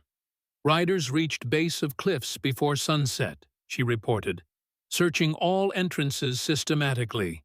Matter of time before they find our tracks." "How many?" Gideon asked. 20, perhaps more. Crow Dog leads them. Reynolds not seen." It was a substantial force, especially given the confined space of the caves. If it came to a direct confrontation, the Apache refugees, mostly women, children, and the elderly, would have little chance against trained soldiers and experienced bounty hunters. "We need another way out," Gideon said, turning to Grey Wolf. "Are there other exits from these caves, ones that might not be obvious to searchers?" The old man nodded slowly. "There is one. High up, opens onto plateau above cliffs. Difficult climb, especially for old ones and small children." "How difficult?" Ayanna asked. Grey Wolf's weathered face creased in thought. "For young, strong ones like you, not so hard. For me," he shrugged expressively, "maybe impossible." The implication was clear. Some of their group might not be able to make the climb to safety. But before they could discuss alternatives, a young Apache man, one of the scouts Ayanna had posted, rushed into the chamber. "They come," he reported breathlessly in his native language. "Found our tracks. Many men with guns." They could hear it now, distant voices echoing through the stone passages, the shuffle of boots on rock, the metallic sound of weapons being readied. Their pursuers had found them. "How long?" Ayanna asked the scout. "Minutes only," he replied. "They move cautiously, but directly." Decisions had to be made quickly. Ayanna turned to Grey Wolf. "Show Mapman the high exit. Take as many as can climb. I stay with warriors, delay pursuers." It was a sacrificial gesture, one that Gideon couldn't accept. "No, we all go together, or not at all." Ayanna's expression hardened. "Not practical. Some cannot make climb quickly enough. Need time." "Then we'll make time," Gideon insisted. He turned to his maps, an idea forming. "These caves, they're a maze, right? Multiple passages, connecting chambers, confusing layout." Grey Wolf nodded. "Easy to become lost if you don't know the way." "Then we use that," Gideon said, his mind racing. "We create false trails, ambushes, dead ends, make them waste time searching in the wrong directions while we get everyone to the high exit." It was a desperate plan, but no more desperate than their situation. Ayanna studied him for a moment, then nodded sharply. "Might work. Need to move fast." They divided into teams each with specific tasks. The strongest warriors would create diversions and false trails, leading pursuers deeper into the cave system before doubling back to rejoin the main group. The women and older children would help the elderly and the youngest toward the high exit, guided by Grey Wolf. Gideon and Ayanna would coordinate the entire operation, ensuring no one was left behind. As they prepared to separate, Ayanna pulled Gideon aside. "Dangerous plan," she said, her dark eyes searching his face. "But good one. You think like Apache now." "I'll take that as a compliment," he replied with a slight smile. "Highest kind," she assured him. Then, unexpectedly, she leaned down and pressed her forehead against his, an intimate gesture of connection that took his breath away. "Be careful, Map Man. Still need you." Before he could respond, she was gone, moving silently into the darkness to coordinate the warriors' diversionary tactics. Gideon stood for a moment, oddly steadied by that brief contact, then turned to his own task, helping Grey Wolf guide the most vulnerable members of their group toward the high exit. The next hour was a blur of activity. They moved through dimly lit passages, helping the elderly over difficult terrain, carrying children when necessary. All the while they could hear the sounds of pursuit, sometimes distant, sometimes alarmingly close, as Crow Dog's men searched the cave system. Occasionally, the sharp crack of a rifle shot echoed through the stone corridors, followed by shouted orders or cries of alarm. The Apache warriors were executing their part of the plan, harassing the pursuers, drawing them away from the true escape route, then melting back into the darkness before they could be captured. The high exit, when they finally reached it, was exactly as Grey Wolf had described, a narrow opening high on the chamber wall, accessible only by a treacherous climb up a nearly vertical rock face. In daylight, it would have been challenging. In the dim light of their few torches, it seemed nearly impossible. But there was no alternative. Below them, the sounds of pursuit were growing closer. The diversionary tactics had bought them time, but not enough. If they were to escape, it had to be now. The strongest climbers went first, establishing a crude rope system to help those who followed. Children were tied to adults' backs for the ascent. The elderly were assisted by multiple helpers, sometimes practically carried up the rock face. Gideon worked tirelessly, his small stature and surprising strength, making him particularly useful in navigating the narrower sections of the climb. His surveyor's eye for detail helped identify the best hand and footholds, creating a safer path for those who followed. Grey Wolf was among the last to attempt the climb. Despite his age, he moved with remarkable agility, accepting assistance only when absolutely necessary. When he finally reached the high exit, pulled through the narrow opening by waiting hands, a palpable sense of relief spread through the group. But the escape was not yet complete. Ayanna and the warriors who had created the diversions were still below, holding off Crow Dog's men. And Gideon would not leave without her. "Go," he told Grey Wolf and the others who had reached safety. "Get as far from here as you can. Head for the meeting of Four Winds. We'll find you there." The old man clasped Gideon's hand firmly. "You have earned a name among Apache," he said. "Small mountain. Looks easy to climb, but challenges even the strongest." With that unexpected honor bestowed, Grey Wolf turned and led the refugees away from the cliff edge, disappearing into the darkness of the plateau above. Gideon returned to the high exit, peering down into the chamber below. The sounds of conflict were much closer now. Shouts, occasional gunfire, the distinctive war cries of Apache warriors engaged in hit-and-run tactics. He was about to descend to find Ayanna when she appeared at the base of the rock face, accompanied by 3 warriors, all that remained of the diversionary force. Even in the dim light, Gideon could see that one of the men was wounded, supported by his companions. "Hurry," he called down. "They're right behind you." Ayana organized the ascent with characteristic efficiency, sending the wounded warrior up first, supported by his comrades. As they climbed, she remained at the base rifle ready, watching the passage that led into the chamber. The wounded man had just reached the high exit, pulled to safety by Gideon, when Crow Dog and several of his bounty hunters burst into the chamber below. Ayana fired immediately, forcing them to take cover behind rock formations.